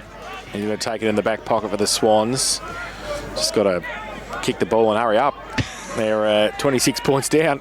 They're not going to kick it from the back pocket. He goes around the corner. Dangerous kick. On the up, they get it. Now Middleton. Handball over the top. Burke off a step for South Barwon towards the middle of the ground. It's a 2-on-2. Who's the two going to win, though? That's the thing. Broughton comes across, or Humphrey on top of the football as well. The umpire's going to pay it, I think. He's going to let it go, though. O'Neill, a chain of handballs. Burke finished off again, left foot, fought forward now. He goes one-on-one with Leonard, who gets back there first. He can't pick it up, though. Urquhart sees him and the ball over the line, and we'll have a boundary throw-in in the left forward pocket for South Barwon. They're 9-10-64. They trail St Joey's 12-18-90, and we've played 22 minutes on the Barwon Foods time clock in this final term. Ball back into play. Left forward pocket, Northern or Cemetery end. Shallow throw in, Northern won the double tap down only as far as Middleton. Handball. Noble's been outstanding. Noble has been outstanding and kicks a wonderful goal. Great snap from tight in the left forward pocket. Lockie Noble pulls the margin back to 20, but she may be too late. 10-10-70 South Barwon. St Joseph's 12-18-90 in this final quarter of action. K-Rock Bossberger, fourth term, with locations in and around Geelong. Check their app for winning deals. He's been pretty good, Lockie Noble. He wouldn't actually been far out of the votes this afternoon for the Anzac Day medal. Yeah, no, he's been terrific all day, and he's tried hard too. Like, even when they were sort of the chips were down, he was the one who was really working hard back defensively to try and help him out behind the ball, and he hasn't stopped trying all day, and it's good reward for him to finish off with that good goal. And it was a cracking goal too. So back to the middle. 23 played. It is 5-5, and there's no lights on yet. It's a bit dark out here, a bit gloomy. Back in the middle for Callett. Gets it down against Northam. Madigan, left foot kick to half forward. Coming out and leading the race. Henderson towards centre wing. Leonard in front for St Joey's. Handball. The Swans get it back inside 50. Oh, Hamlet hanger, Luke Webb. And if you don't do it once, you do it twice or three times in a game. And Webby takes another one.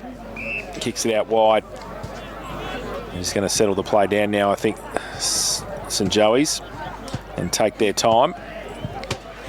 Tanner Owen goes towards centre wing, but Driver chops the ball off at centre wing and takes the mark for South Barwon. Based on how long these quarters have been, they might actually have a bit of time as Driver gives a handball off. Starkey with a long driving kick and a mark taken by Duray.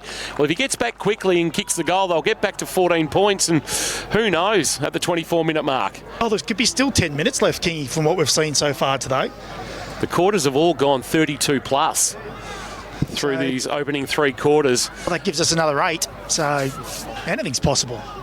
Sun is very much setting in the west, and Fraser Duray has a chance at kicking his first of the afternoon. Sends it on its way. He has pushed it across the face, unfortunately, through for a minor score, and that might be the last roll of the dice opportunity gone there for the Swans. They're 10-11-71. Joey's 12-18-90, and it looks like Joey's hold on South on Anzac Day is going to continue. Webb into the back pocket to Mr Miyagi, who takes the mark. And he goes short with the kick to Zach Knights. All had a pretty good game this afternoon at Knights. He's across to Webb. He's racking up the possessions in the stat sheet. Johnny Broughton stands the mark. He'll be called to play on shortly. Luke Webb was feigning to go across the goal. He was never going there. Goes along the line with the kick. Fought in front. Ollie Northam got the handball. Owen, he couldn't take it with him though. Northam wrapped up by Callett. Ball spills free. Kick from Noble. Back inside 50. Webb got a hand to it. Couldn't take it. He'll need some support. He might get it back. He does. He handballs it out. Urquhart was in the tackle and he couldn't get out. And we'll have another ball up about 35, 40 metres out from the South Barwon goal. Ball up. Northam gets it down this time. And another pack develops. Ball not going anywhere, not coming out. And we'll have another ball up in South Barwon's forward 50. Bill McCann gave us a medal for the leading goal kicker for South Barwon. Right now they've got 3 on 2, so I don't know what they're doing with that medal. We just need one of Jonty Broughton, Fraser Ford or Matty Caldu to kick another one just to break the tie. Or we just give it to the boat we like the best. Is that what we do? Caldu. Oh, wow. Wow, Back for the other two, isn't it? Well, we had him on yesterday on Beyond the Boundary. It was simple. That was my reasoning. Well, we can't give it to Fraser. He's grumpy, so that's it. Yeah, no, he's too grumpy. Boundary throw-in. Callett couldn't take it. We like his game today. Chance here around the corner for Kelly, but coming up and marking is Webb. He's had some sort of afternoon. You would think him and Buckley are vying for the medal across the face of his defensive goal. And the clearing kick comes from O'Dwyer. O'Dwyer, half-back, finds McLaughlin. He's turned into a real talent. Max McLaughlin. You would have thought that if it wasn't for Hunter Lewis being Rookie of the Year last year, Max McLaughlin might have been the man. He's kicked their paw. He wanted de Grande, but he's put it out in the full, and the free kick belongs to Rowan Goff, just forward of the wing. He sends it to half forward, and the mark taken by Broughton. We need to find Ford or Cal do another goal here. Broughton into the pocket, and the mark taken by Noble, who has fought his backside off this afternoon. Surely, along with Cal, the two best for the Swans. Tight in the right forward pocket, tough angle. He did kick a wonderful goal of the day at contender a little bit earlier. Trying to find one here to pull. This would pull the margin to 13 points. Who knows?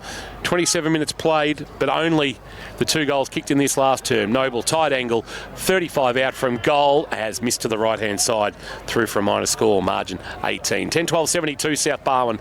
Joey's 12-18-90, final quarter, 27.5 minutes played on the Barwon Foods time clock. Barwon Foods, selling the freshest fish. Direct to you, Donga Road, North Geelong.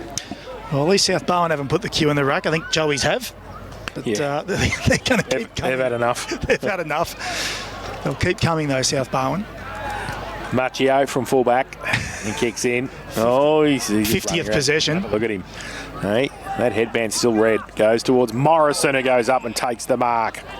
At the back end of the centre square, plays on quickly. Lead on from over the back by Gow. Boris gets back there first. McLaughlin worries him out of it. Boris there needs some support. Gow put his head over it, got the ball away. Goff, throw. Yeah. Oh, one's paid one and one's paid another.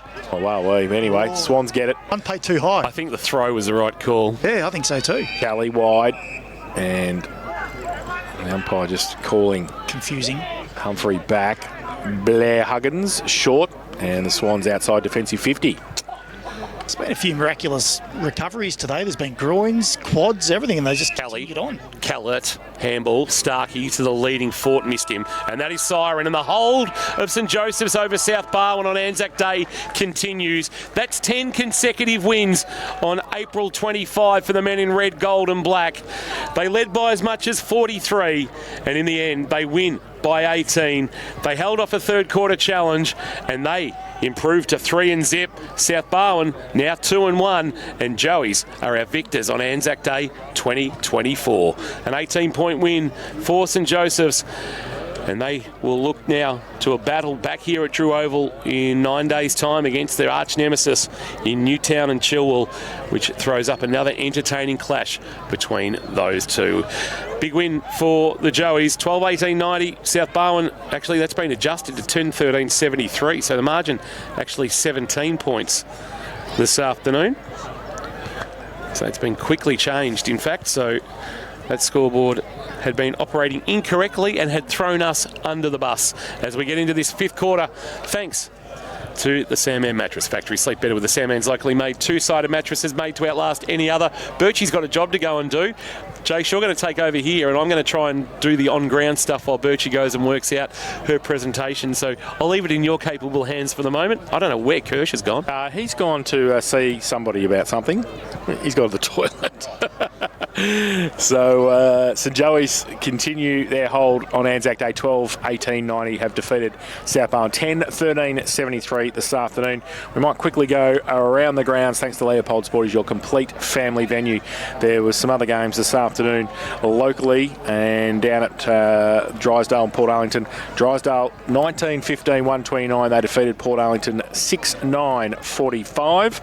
So a great win there to Drysdale on Anzac Day, and a pretty close one out at Moreton Power Oval. Inverleigh were at home, but they lost to Bannockburn. Bannockburn 12-8-80 defeated Inverleigh 9-16-70. So good win for Bannockburn on the road there against their arch rivals Inverleigh, and they continue on their way.